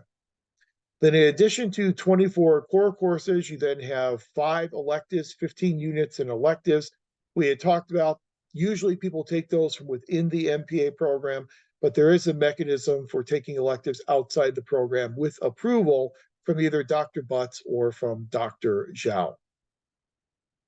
You know, you'll be listing those electives on your advancement to candidacy form, as we had already discussed. As we said, you can take them outside the department with approval. If you have completed graduate coursework in an MPA program at another regionally accredited university, there is a mechanism for you to transfer those units into apply to your 39-unit requirement here at Long Beach. The maximum number of units that you can transfer in will be 9 credit units, essentially 3 courses worth up to 9 units. You can transfer those in again with the approval of Dr. Zhao or the approval of Dr. Butts. You know that you have to advance the candidacy, as we said, you'll probably be doing that in your 2nd semester here in the program. You have to complete 6 units and have at least a 3.0 GPA, cumulative GPA, in order to be eligible to advance to candidacy. You have to advance the candidacy at least 1 semester before the semester in which you plan to graduate. And you also need to be enrolled in the semester in which you advance to candidacy. So if you're going to advance the candidacy, you have to be enrolled in courses in that semester in which you are advancing to candidacy. After you advance the candidacy, then the second administrative requirement that is required for graduation with the university is what's called applying or petitioning to graduate. So after you've advanced the candidacy, you can then petition to graduate. Typically, if you are graduating in the spring or the summer, you'll need to apply to graduate no later than October 15th. If you are planning to graduate in the fall or the winter, you'll need to apply to graduate no later than March 1st. The application to graduate is provided electronically on the Enrollment Services website, and you can go and click on that, and you can then apply to graduate directly through the Enrollment Services website. But again, you'll have to be advanced in candidacy before you can apply to graduate. And just make sure that you apply to graduate early by October 15th for spring or summer, or by March 1st for fall or winter graduation. As I said, your 697 directed research course, you're going to be completing those 5 case studies. We no longer do research projects, so everyone completes those 5 case studies. Typically, those case studies are provided for you on Canvas beginning in fall semester, and those 5 case studies remain the same throughout the entire calendar year. So they go up there in August, and then they're good until the following August, where they'll then be replaced with a new set of 5 case studies. It's not a classroom-based course. It's all individual completion of those 5 case studies, and should reflect your learning in the program. You're taking information that you've learned in the program and then applying it to your analysis of each of those 5 case studies. There's no outside research that is required in completing those 5 case studies. We are just interested in you utilizing the information you learned in the relevant course to then apply to that case study. As we'd also said before, there are basically 3 tracks or 3 options in the program. There's the general MPA, which is what probably about 90-95% of students are in. Then there is the option in urban affairs, and then there's also an option in public works. But whenever you entered the program, you chose one of those 3 options. Then we also have certificates. There are 3 certificate programs. Probably we're going to be phasing out at least one of those in the near future, but employee-employer relations, public sector financial management, and public management analysis. I've provided the links to the catalog here in these slides so you can go and see all the details of the courses that you would need to take in order to earn one of those certificates. The nice thing is that they are designed so that you can earn a certificate within the 39-unit requirement for your MPA degree. So earning a certificate does not require any coursework beyond your 39 units, because you can double count courses that you're using towards your certificate for your general MPA degree. Of those 3 different certificate programs, the one that is by far the most popular is the first one, employee-employer relations. And so if you're doing the employee-employer relations certificate, one of the required courses that will be added on for you will be PPA 575 Employer-Employee Relations. And that will then become a required course that you will have to take. But again, you can earn the certificate within the 39-unit requirement for the MPA program. Now, the last thing that you'll be doing in 697 is assembling what's called your student learning portfolio. And I know Dr. Butts talked to you about the student learning portfolio and what it is. Let's just reiterate some of the requirements of the student learning portfolio and why we use a portfolio like this. The idea behind a student learning portfolio is that it serves as a record of the types of things that you have done during your time in the program. It essentially is kind of a professional journal of the skills that you've acquired while you were in the program. And it oftentimes can serve as a good assistance to you in terms of employment and promotion. So it's one thing to sit down with an employer or a potential employer and say, I know how to analyze a budget. It's another thing to then say, and here is the budget analysis that I did in my budgeting course in the MPA program. So it kind of gives you that tangible proof that you have these types of skills and these types of abilities. And for us as faculty, it serves as a really good assessment tool. And it's an assessment tool for you as well. But what we can do is we can look at the work you have done throughout your time in the program, and we can look at how your skills have been enhanced and how they have improved throughout your time in the MPA program. Student Learning Portfolio now is a very streamlined document and a very streamlined process. We've been kind of working on streamlining it for the past 15 or 16 years or so. And so we have got it down to 3 different parts. The first part of the student learning portfolio will be your initial skills self-assessment that you are doing for this class, and the final skills self-assessment that you will do in PPA 697 directed research. So you actually start building your student learning portfolio when you complete the initial skills self-assessment in this class. But part one is just simply your initial skills self-assessment and your final skills self-assessment. And that's it. And that's part one of the portfolio. Part two of the portfolio consists of what we call your pre and your post-instructional assignments. And so for every required course in the program, with the exception of this course, 500 and 697, in all of your other core courses, you should have assignments designated by your instructor as pre and post-instructional assignments. The pre-instructional assignment is completed and submitted usually within the first 3 weeks of the beginning of the course. The post-instructional assignment is typically then submitted at the end of the course. The pre and the post-instructional assignments should be somewhat similar assignments, whereby you can show how you did the assignment when you came into the course versus how you approached the assignment when you left the course. And I'll give you an example. In the past, I taught budgeting quite frequently. I'm not teaching nearly as frequently in the future as I did in the past, but whenever I would teach budgeting, the pre-instructional assignment I would use in budgeting is every student would be required to obtain a city budget. They would then read the city budget and they would answer 8 basic questions about that city budget.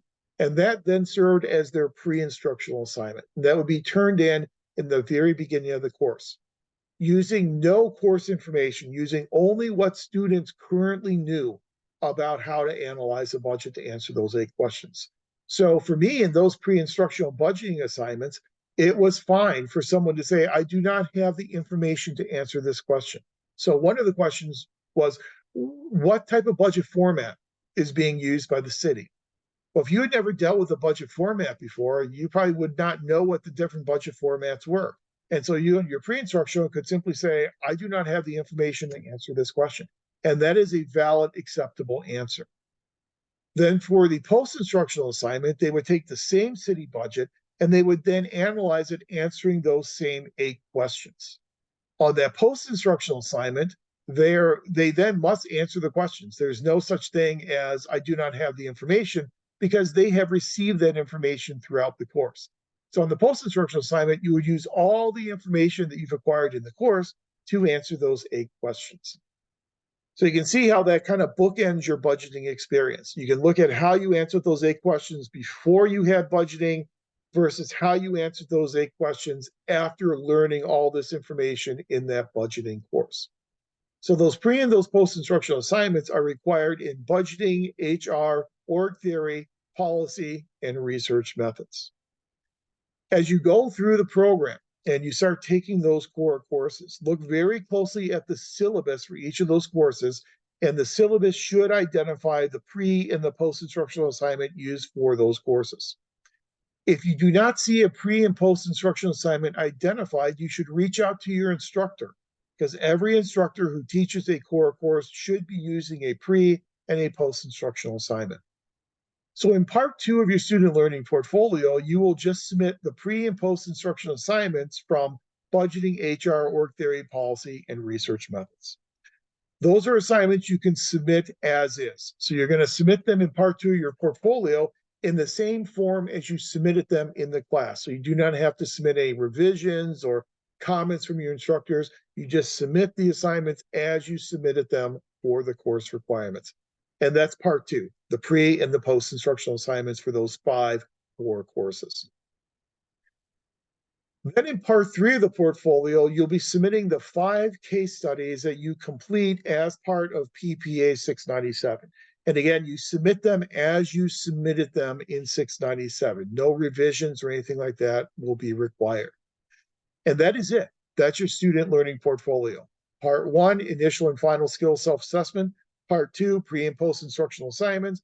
Part 3, the 5 cases you completed in PPA 697. You will then submit your student learning portfolio electronically, and you'll submit it using the OneDrive feature. Now, everyone has a single sign-on, a SSO site, sso.csuob.edu. And on your single sign-in page, you'll have chiclets. So you'll have a Canvas chiclet, you'll have an email chiclet, and there'll be a chiclet on there, an icon on there for OneDrive. Every student, every faculty member automatically gets a OneDrive account. If you click on that OneDrive account, you can then share your portfolio with your 697 instructor using that OneDrive account. I put together a video, a step-by-step video of how to put the portfolio together and how to submit it through OneDrive. Dr. Butts, I believe, is providing that on the Canvas organization site. So whenever it comes time for the end of the program, whenever you're getting ready to graduate, you can watch that video and I'll walk you step by step through how you use OneDrive to share your electronic portfolio with your 697 instructor. There are no approval forms required. You're just putting those assignments in those 3 different sections of the portfolio and then sharing it with your instructor. The due date for portfolios is if you're graduating in the fall, your portfolio would have to then be shared with your PPA 697 instructor no later than December the 1st. If you're graduating in the spring, it must be shared with your PPA 697 instructor no later than May the 1st. And that's what's known as your student learning portfolio. Again, that's off in the distance. That's something that usually the last thing that you submit in the program. So for a lot of folks, it's going to be 2 years in the future, but it's just good to kind of foreshadow it now so you kind of have an idea of what those exit requirements for the program are. So you can be completing 5 cases in 697 and submitting that student learning portfolio. We have found that the 5 case studies and the student learning portfolio does a better job from an assessment perspective than having students complete a comprehensive exam. When I first arrived here at Long Beach 23 years ago, we were using a comprehensive exam. And students would come to campus on a Saturday morning between 9 a.m. and noon. They would then receive randomly selected envelopes for 2 different of the 5 core areas in the program. And they would then write essays based upon the questions they'd receive in those envelopes. So students would write on maybe budgeting and HR, or by luck of the draw, you might get organization theory and policy. But it was all very much random, very much by luck of the draw. That was not comprehensive because students were only writing on 2 of the 5 core content areas. And we also had issues where some students don't perform well in examinations. You put them in that artificial environment on a Saturday morning. They may have done very well in the program. They may have a perfect 4.0 GPA. They come in and they just can't do that type of timed assignment, that type of timed exam. And so they fail the comprehensive exam. Finish all the courses well in the program, unable to finish that final exit requirement. And so using the portfolios and the case studies is a much more appropriate way, I think, for what we do in public administration than a comprehensive exam. Faculty like it better, students like it better. It's an approach we've been using now for about a decade and a half, and it's been very successful for us. I also would like to remind you about some of the important policies in the program. So some of these policies, some of these administrative hurdles sometimes trip people up as they move through the program. So it's good that we talk about them in advance so they don't trip you up. As we've said multiple times tonight, you have to advance to candidacy and you have to do it at least 1 semester before the semester in which you are graduating, which means you should advance to candidacy as early in your academic career as you are eligible. When I was department chair, we always had some situations where students were getting ready to graduate and the university would say, you can't graduate because you never advanced to candidacy.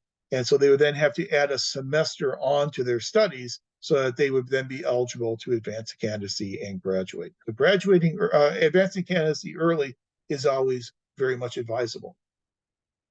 The university has a rule in terms of the age of courses. The university has what they call a 7-year rule. Whenever you start the program, the clock starts ticking. You then have 7 years from when you matriculate in order to complete your degree. Sometimes people have to step away from the program and then come back to the program in the future to finish up. That is something that is possible. But after 10 years, courses are then expired. What the department can do is any course that is less than 10 years old we will automatically revalidate for you. So, say for instance, you start the program in 2023, something happens in 2025 and you have to step away, then you come back into the program again in 2030 to try and finish up. Your courses are 7 or 8 years old, they will be automatically revalidated and count towards your degree requirements. If, however, you take a course and it's past 10 years, the course is more than 10 years old, you would have to retake that course because the department will not revalidate any courses that are more than 10 years old. So there really is this incentive to try and finish your degree as quickly as you can so that if you don't go beyond the 7 or 10 years and have those courses end up expiring. The university also requires what it calls continuous enrollment. So from the time you start in your program, you must be enrolled in every fall and spring semester until you graduate. So from when you start, you have to take courses every fall and every spring. Winter and summer are optional. They're kind of a different structure. They're offered by the College of Professional and Continuing Education. So that's kind of a different animal. But fall and spring, you must be enrolled in something until you graduate. If for some reason you don't take classes in either a fall or a spring semester, the university will consider that to be a break in enrollment, and they will then require you to reapply to the university as well as reapply to your program. Now, life does intervene. And for some reason, you're not able to take courses every fall and spring semester. If you have to take a semester off, there is an education leave process. There's an education leave form provided by Enrollment Services. You can go on the Enrollment Services website, complete the education leave form, and that then stops the clock from ticking. And you can then take a semester off and then come back the following fall semester. But do make sure that if you're going to break enrollment, you need to complete that education leave form so you do not get stuck reapplying to the university and reapplying to the program. You have to maintain a cumulative GPA of 3.0. If you fall below a cumulative GPA of 3.0, then you will be placed on academic probation by the university and then given a couple of semesters to then remedy the deficiency. If you cannot remedy the deficiency, then you are subject to what the university calls academic disqualification, which will keep you from taking any courses on the campus in the future. Now, the university, as part of its strategic plan, is trying to find ways to help students avoid probation and disqualification. And they're still kind of fleshing out the details of how they are going to do that. It's just better to just keep the cumulative GPA of 3.0, remain in good standing, and then you don't have to worry about it. There is a grade appeals process. So if you receive a grade from an instructor that is considered to be arbitrary, capricious, or prejudicial, you can file what's called a grade appeal. Now, we have very few grade appeals in our program. I've served on the grade appeals committee, and I would say on average, we get maybe one grade appeal every 5 or 6 years. It's very unusual for us to get grade appeals. The grade appeals process is weighted heavily in favor of the instructor, in that the process assumes that the grade that was awarded by the instructor is the correct grade. The burden is on the student in the appeals process to demonstrate that that grade was issued in an arbitrary, capricious, or prejudicial manner. The grade appeals process is a two-part process. The first part is informal, where the student meets informally with the instructor to try and come to an agreement about the grade. If that doesn't work, then it moves to the formal phase. The formal phase then is a grade appeal application that is sent to Dr. Butts as the department chair, and then the department chair marshals the process. Then the department chair will then handle the formal appeals process for you, and the way in which it then goes to the appeals committee and so on and so on. Hopefully you won't need that. And again, it's extremely rare type of situation, but just know that it is there for you in case it is needed. As we said, all your core courses must be completed before you'll be allowed to enroll in PPA 697. PPA 697 is by permit only. So those are just some important guidelines, important policies to remain mindful of as you proceed through the program. CSULB is a very large institution. It's a very large bureaucracy. And as a large bureaucracy, it has a lot of rules and regulations, and it's important to try and not run afoul of those rules and regulations. Fortunately, Dr. Butts has been chair for a couple of years now, and before that, he was graduate advisor for about 4 or 5 years. So he's very well versed in a lot of these rules and regulations. Our department of coordinator, Kathy Allen, has been with the university longer than I have. And so she knows all the rules and regulations, and she's very good at navigating them as well. So the department is here to help you through the process. But if you keep these policies in mind, you won't run afoul of any of these rules and regulations, and you'll be able to move through the program in a very expeditious manner. Any basic questions about any of those program policies that we have talked about, or any of the information that was covered for you in the orientation session?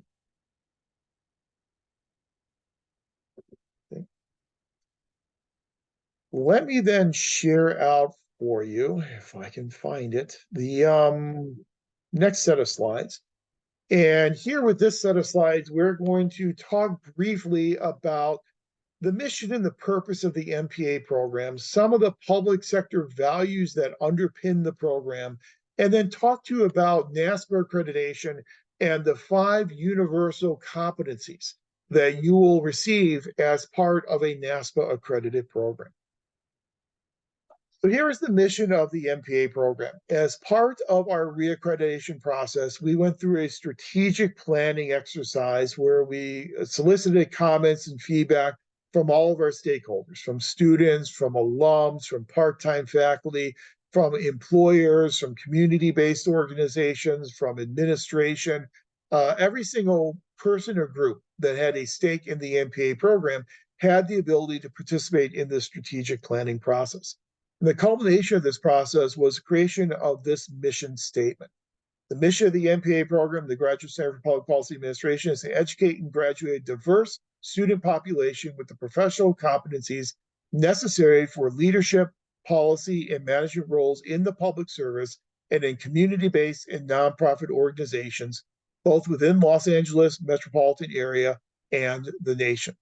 So we're recognizing that we have students who are not only interested in public sector and government organizations, but also in the nonprofit realm as well.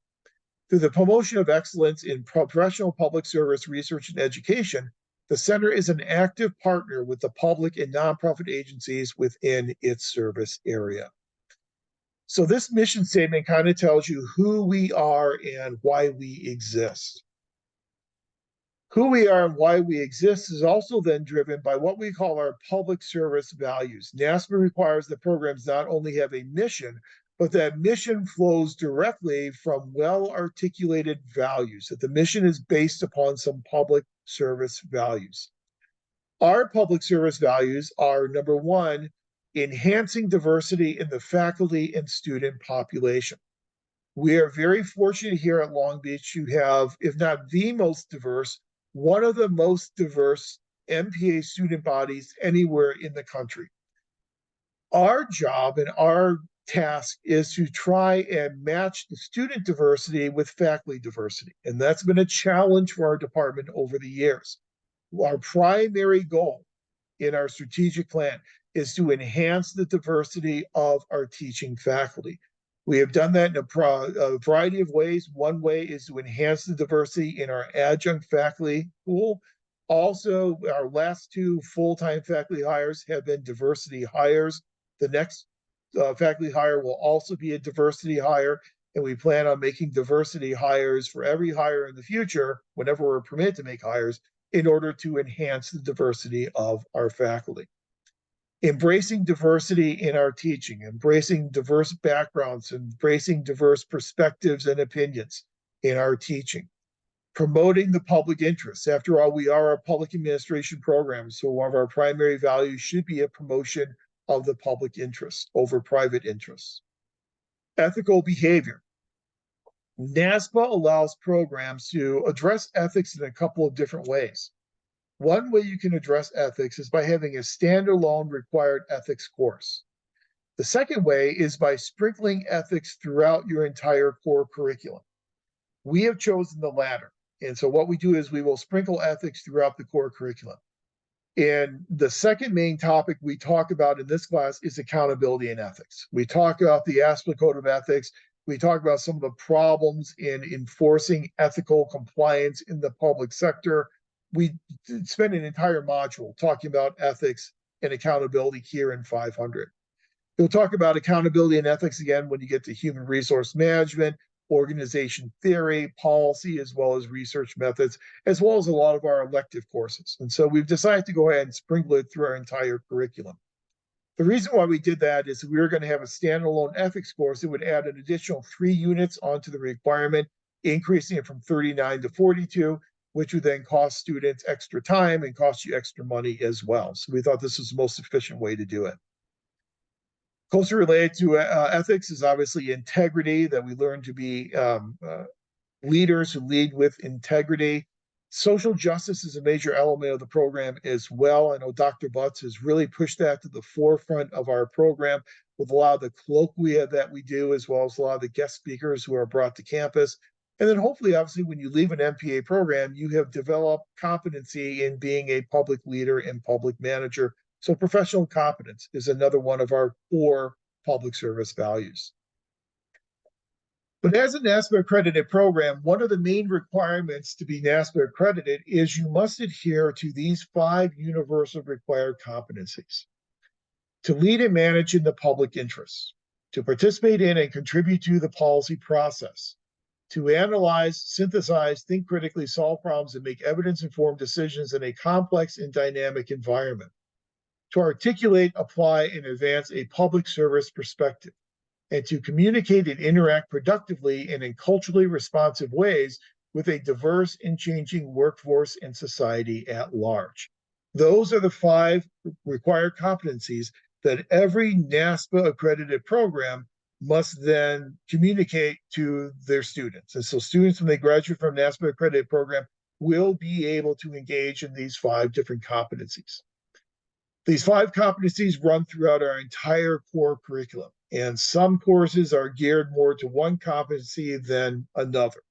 So when you think about a course like 696 Research Methods, it's very much geared toward competency number 3, the ability to analyze, synthesize, think critically, solve problems, and make evidence-informed decisions.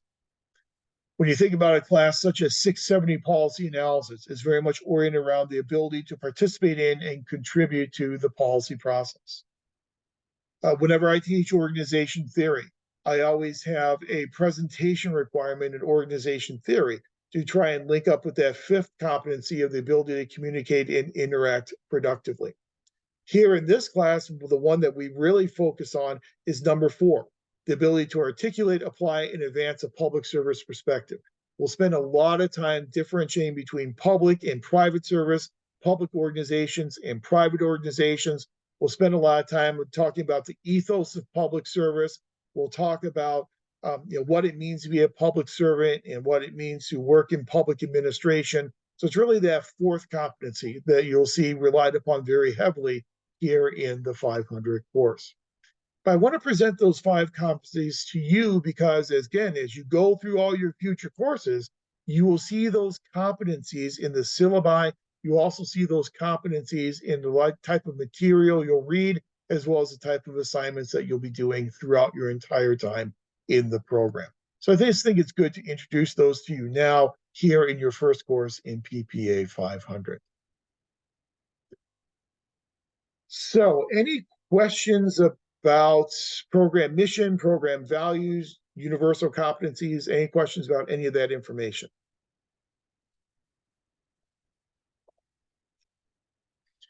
If not, I know we are running very short on precious time tonight, but if I could, I would like to, if I can find it, I don't think it's on here. I'm going to have to share my screen again.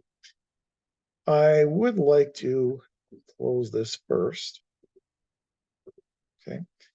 And show you at least the beginnings of our discussion of American government and pull these slides up. So let me get these slides going and spend maybe about 20 minutes just getting started in our discussion of American government and the role that public administration plays in our system of American governance. And again, we're not going to be able to get through all of this tonight.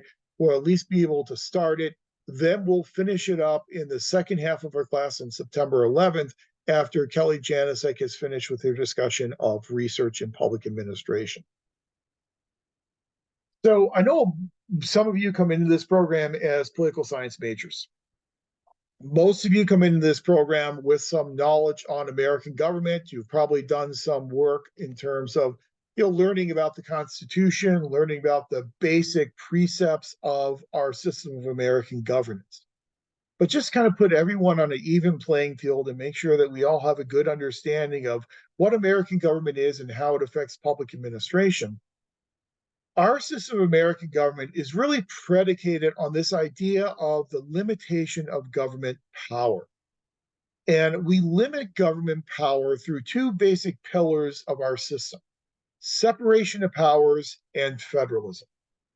Separation of powers, as you know, is a horizontal limitation of power.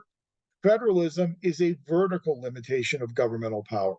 So in separation of powers, we have an executive, a legislative, and a judicial branch.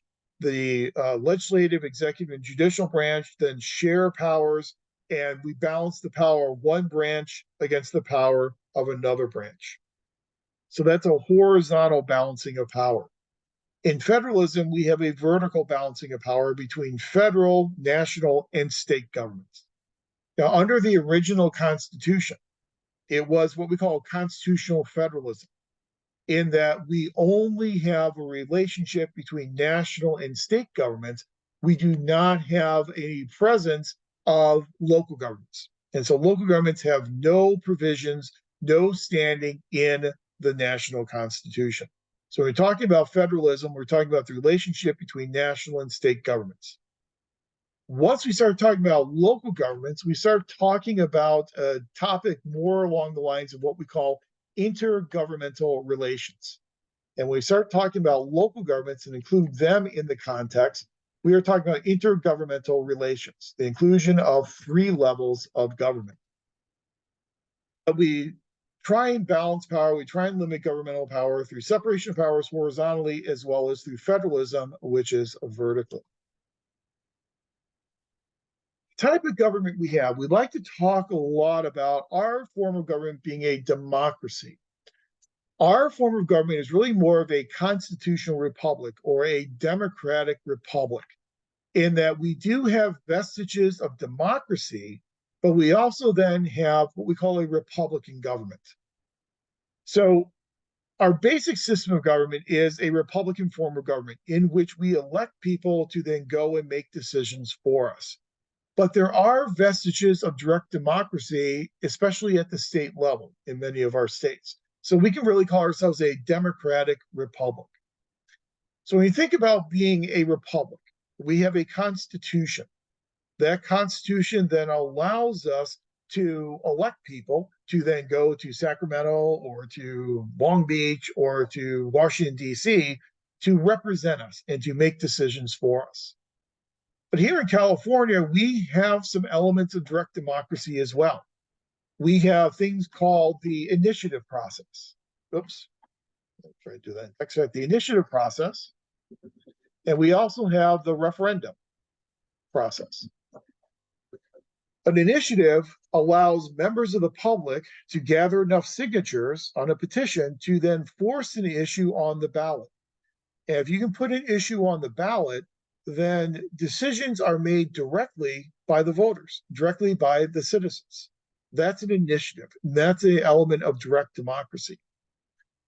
A referendum is when the state legislature decides to put an issue on the ballot. So rather than have it put on the ballot by voters through a petition, like with an initiative, in a referendum, the state legislature decides this is an important issue that we want to have voters vote directly on, rather than us making the decision in Sacramento. So they'll then put a referendum on the ballot, and then voters will be able to decide that issue through a referendum. Initiatives and referenda are both examples of a direct democracy. And we have both of those issues here in the United States. We have both of those mechanisms. Not every country has those mechanisms. Not every state has those mechanisms here in the US. There are some states that don't have an initiative process. In some states that do have an initiative process, the bar is very high for getting an issue on a ballot, that you have to get a large number of signatures in order to get that issue on the ballot.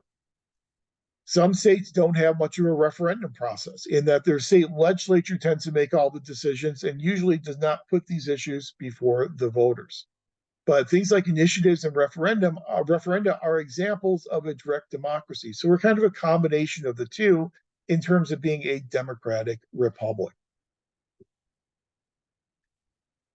So we limit power of government. We limit it through separation of powers. We limit it through federalism. And the reason why we limit the power of government is because of our reliance upon what's known as social contract theory. And if you're a political science undergrad, I'm sure you're familiar with social contract theory. You're familiar with people like John Locke versus Thomas Hobbes. You know, John Locke, in his second treatise on government, presented us with this idea of social contract theory, that people retain power. And the people then enter into an agreement, into a contract with their government that will specify what types and how much power people give to their government and how that power should then be used. So very clearly, the social contract that we use here in this country is our Constitution. So our Constitution is our social contract. Power comes from the people. People then decide what power and how much power they want to provide to the government. In exchange, the government, as part of this contract, will then agree to use this power in judicious ways in order to provide for the welfare of the public. And so they will be very limited, they'll be very circumspect in the way in which they use those powers that have been given to them by the people. So we have very much social contract theory a la a John Locke. Our first constitution that we had was the Articles of Confederation. That was our first constitution. So after the Revolution, we end up with these Articles of Confederation. The Articles of Confederation, this first contract, this first constitution, set up what was called a firm league of friendship between the states. So the states joined together in a league of friendship, whereby they would pledge their support to other states. But in these Articles of Confederation, there really wasn't much of a national government. States retained their sovereignty. And it really was very much a confederation, where you had sovereign states that were working together to try and help further their self-interest. And I do have the Articles of Confederation linked for you on our Canvas site. So I would ask that when you have time this week, to just read through very quickly the Articles of Confederation. You don't have to memorize or anything, just read through it and kind of familiarize yourself with the articles. But I think as you read through the articles, a couple of things probably will jump out to you. One thing that will jump out to you is this whole idea of being a firm league of friendship.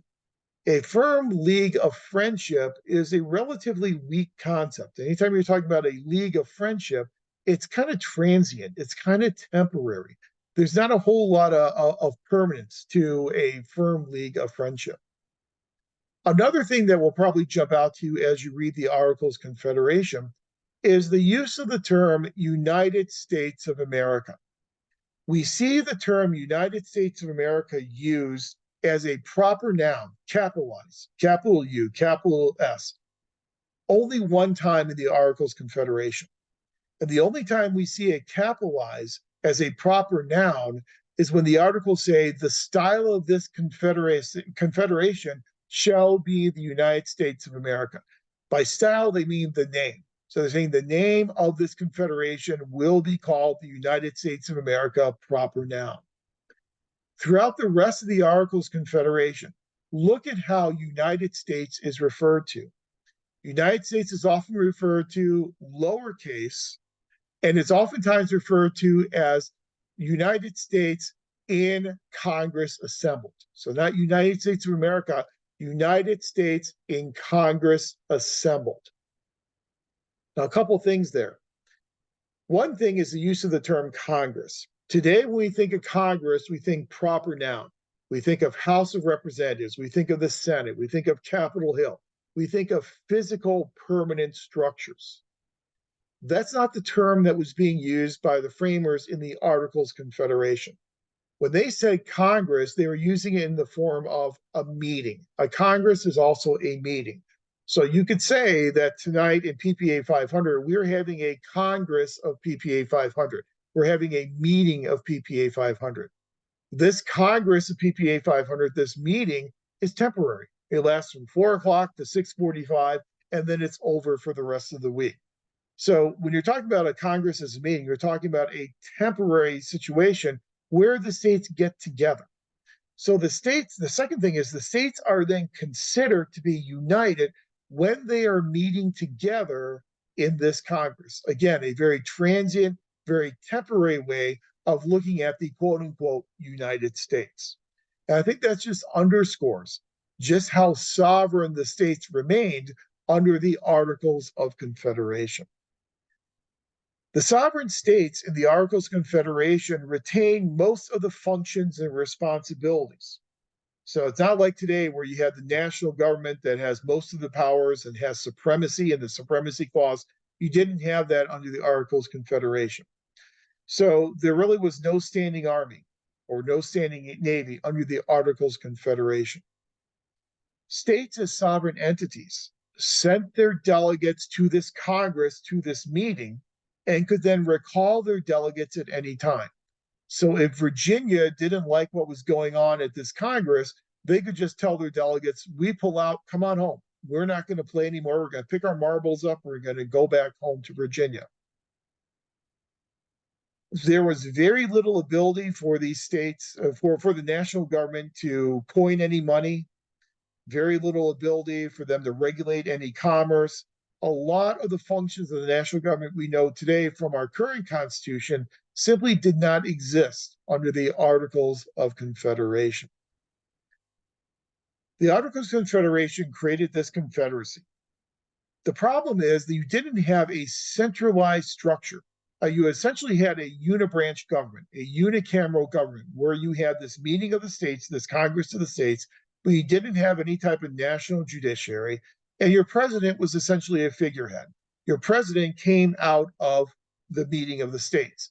And so you really had one branch of government, and that was this temporary meeting of the states. If you are well versed in history, you probably know about Shays' Rebellion. And in between the Articles of Confederation, the Constitution, we had this rebellion, this insurrection known as Shays' Rebellion. And in Shays' Rebellion, we had this retired Army captain by the name of Daniel Shays, who led this band of farmers to revolt against the state capital.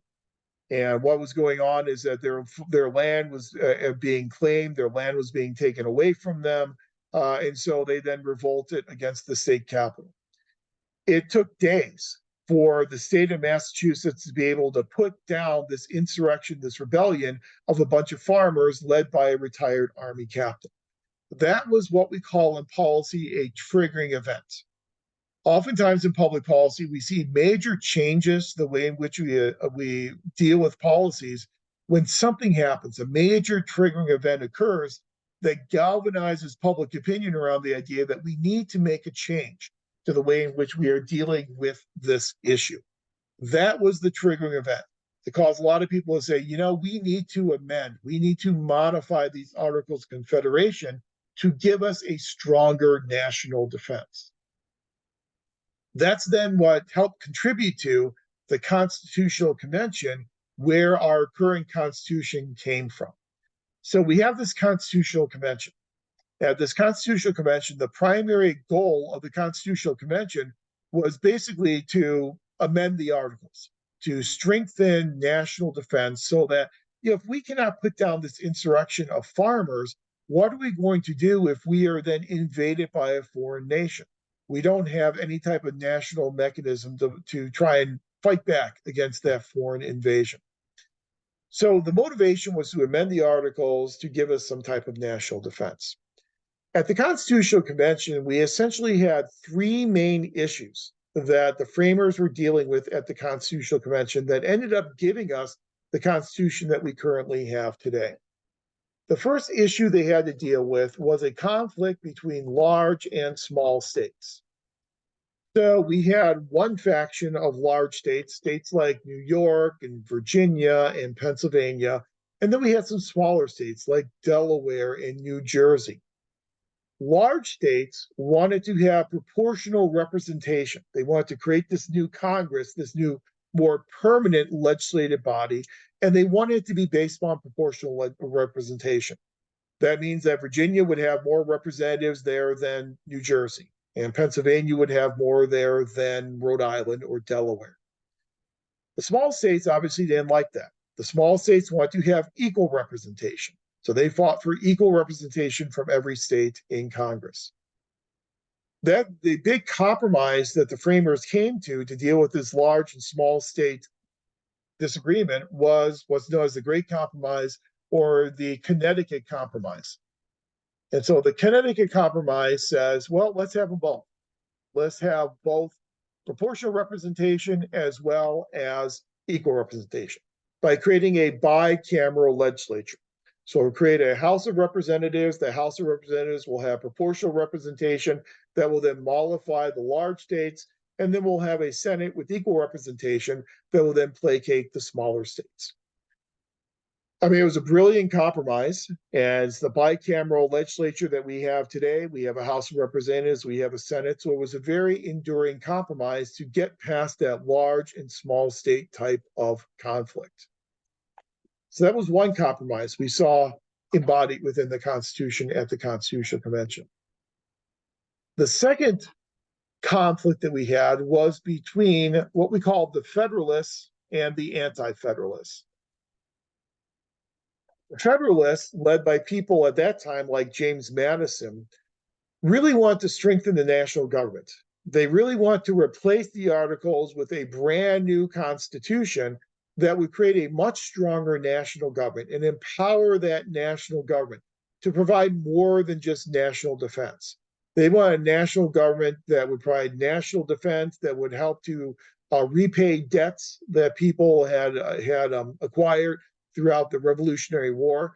If you think about the people who were the delegates at this Constitutional Convention, in order to be a delegate at the Constitutional Convention, you, number one, had to be white, you had to be a male, and you had to be a property owner.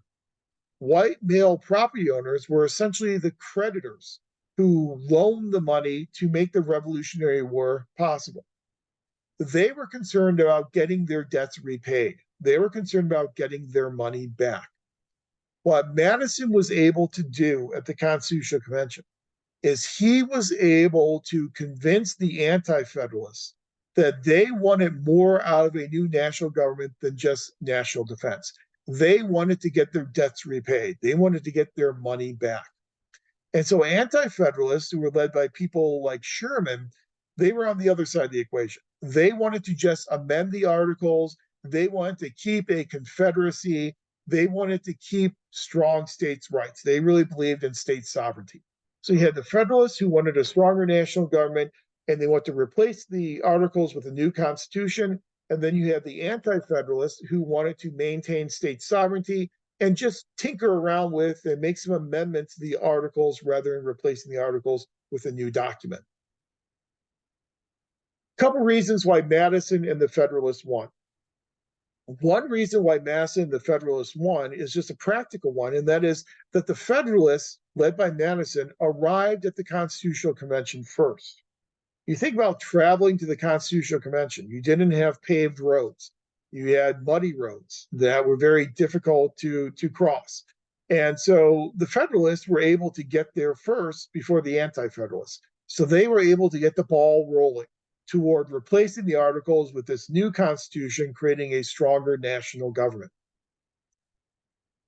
A second reason why Madison was successful is that he was able to get the Sherman and the Anti-Federalists to admit that they wanted more than just national defense. He got them to admit that they really wanted to get their debts repaid. They really wanted the national government to be able to regulate commerce and to regulate the economy much more so than it was able to do under the Articles of Confederation. And what Madison was able to get the Anti-Federalists to admit that they wanted a national government that had the economic power to repay debts, it was game over. And Madison and the Federalists were able to win. You'll notice on the Canvas site, I have a link to the Federalist Papers. There's also a set of papers known as the Anti-Federalist Papers, written by people like Sherman and others. We oftentimes don't talk about the Anti-Federalist Papers because to the winner go the spoils. And the Federalist won, and so the Federalist Papers are now staple reading in every American government class. Very few American government classes ever even look at the Anti-Federalist Papers. So the big compromise that we had here, and the difference between the conflict between the Federalists and the Anti-Federalists, is that in our Constitution, we have some things that are written into the Constitution to empower the national government, but then we also have other things written in the Constitution to limit the national government. And one example that you can find in Article 1, Section 8 of the Constitution. Article 1, Section 8 of the Constitution lays out for us the powers and the duties of the Congress. In Article 1, Section 8, we do something called enumerating powers. And when we enumerate power, we are listing powers. And that's what we do in Article 1, Section 8. We list the powers of Congress. So Congress shall have the power to raise armies and navies. Congress shall have the power to regulate commerce. Congress shall have the power to coin money. Congress shall have the power to declare war. And you've got all these different powers that are enumerated to Congress. When you enumerate powers, when you list powers, you are by definition limiting power, because the assumption is if there are any powers that are not listed, any powers that are not enumerated, those powers do then not belong to Congress. They must then belong instead to the states. So we enumerate power. That was a way to limit the power of Congress, of the national government. But then at the end of Article 1, Section 8, we have this very famous passage known as the Elastic Clause. And the Elastic Clause says that Congress shall have all power, shall have the power to make all laws necessary and proper for carrying to execution the foregoing powers. Meaning that Congress can make any law that it needs to make that allows it to carry out all those powers we've enumerated earlier in Article 1, Section 8. So enumeration of powers limits the power of the national government. The Elastic Clause greatly expands the power of the national government. Look at Article 6 of the Constitution. Article 6 of the Constitution has this thing called a Supremacy Clause, that the Constitution and laws of the United States and treaties of the United States are the supreme law of the land, meaning that when a national law comes into conflict with a state law, the national law will always win. So the Federalists kind of carried the day. They have more provisions for a stronger national government than the Anti-Federalists, but those series of compromises in the Constitution allowed for the Anti-Federalists at least eventually to get on board with the creation of this new Constitution. The third conflict that was going on at the Constitutional Convention was a conflict between slave and non-slave states. Slave states wanted to incorporate slavery within the Constitution. They want to freeze the institution of slavery within this new Constitution. Non-slave states obviously did not want to do that. Slave states want to expand slavery to the territories. Non-slave states obviously did not want to expand slavery beyond its current institution in southern states. So again, what the framers had to do is they had to come up with a series of compromises. The argument here, and it's not much of an argument, it's pretty much a truth, is that the compromises they came up with to try and deal with the slave, non-slave conflict were very poor, to say the least. They're the compromises that eventually led to the Civil War and eventually led to the taking away of power of a lot of people. Things such as the Three-Fifths Compromise for the purpose of representation, that enslaved people could be considered to be worth 3/5 of a free person for the purpose of representation in the House of Representatives. Another compromise that they put in the Constitution was the opposition to banning of the slave trade until the year 1808. Put this in the chat for you. The slave trade until 1808. So essentially what they said is we're going to punt the issue of the slave trade to future generations. So there can be no law that would ban the slave trade until at least the year 1808. And those are two major compromises that they put into the Constitution that obviously certainly contributed to the run-up to the Civil War and disenfranchised many, many people. So clearly the compromises they made in terms of this conflict were heinous types of compromises, but the compromises they made in terms of large state versus small state, compromises they made in terms of federalists versus anti-federalists, certainly still are with us today in our current form of the Constitution. Once the Constitution was drafted, though, it was not immediately ratified. It was not immediately ratified, especially by the citizens of the state of New York. The problem is, in order for the Constitution to be ratified, you had to have ratification by at least 9 out of 13 states. That's what Article 7 of the Constitution tells us. They got ratification by 10 states relatively quickly, but of those 10 states, New York was not one of them. New York State was the linchpin of commerce in the Union. And without New York State, if you didn't have New York State agreeing to this Constitution, you essentially had nothing. So in order to get the citizens of New York to agree to the Constitution, the framers did two things. One is they immediately amended the Constitution with what we all know as the Bill of Rights, the first 10 amendments to the Constitution. And the second thing was the writing and publication of the Federalist Papers. Federalist Papers, a collection of 85 papers written by Alexander Hamilton, James Madison, and to a much lesser degree, John Jay. Purpose of the Federalist Papers was to convince the anti-federalists and the citizens of New York to trust this new Constitution. And the combination of the Federalist Papers along with the Bill of Rights was enough to then mollify, allow those anti-federalists, get New York to then ratify the Constitution. And once New York ratified the Constitution, then you actually had a living, breathing, workable social contract. And I know we are now completely out of time. It's 6:45. So that's about as far as we're going to make in our discussion of the basics of American government. What I would like to do, though, next time after Kelly Janasek is done, is to then get into a discussion of the Constitution itself. And I'd like to go through the Constitution, the 7 articles and the 27 amendments of the Constitution, so we're all kind of familiar with that social contract that we all live under today, and then move forward with a discussion of power in government, talk about our system of federalism, how that's developed and how that impacts public administration, and then what separation of powers and federalism actually mean for the jobs we do on a daily basis in the public sector. So we'll do that all on September 11th after we are done with Kelly Janasek's research presentation. All right, I apologize we didn't have more time to finish this tonight, but we will get to it then on September 11th. Remember, there is no class then next week because of Labor Day. If you could work on your introductory posting and get that one up there for me to read so I can learn a little bit more about you between now and then, that would be very helpful. Any questions you have about the course or the syllabus or any of this information, feel free to send me an email. Otherwise, we're out of commission then until Monday, September the 11th. Okay? All right, I'll let you go because I know some people have 7 o'clock classes, so I don't want to keep you too much past our 6:45 deadline. But again, send me an email if you have any questions or need any clarifications, and then we will get back to it on September 11th. All right? Thanks, everyone. Have a great night. Have a great week, and I'll talk to you again in 2 weeks' time.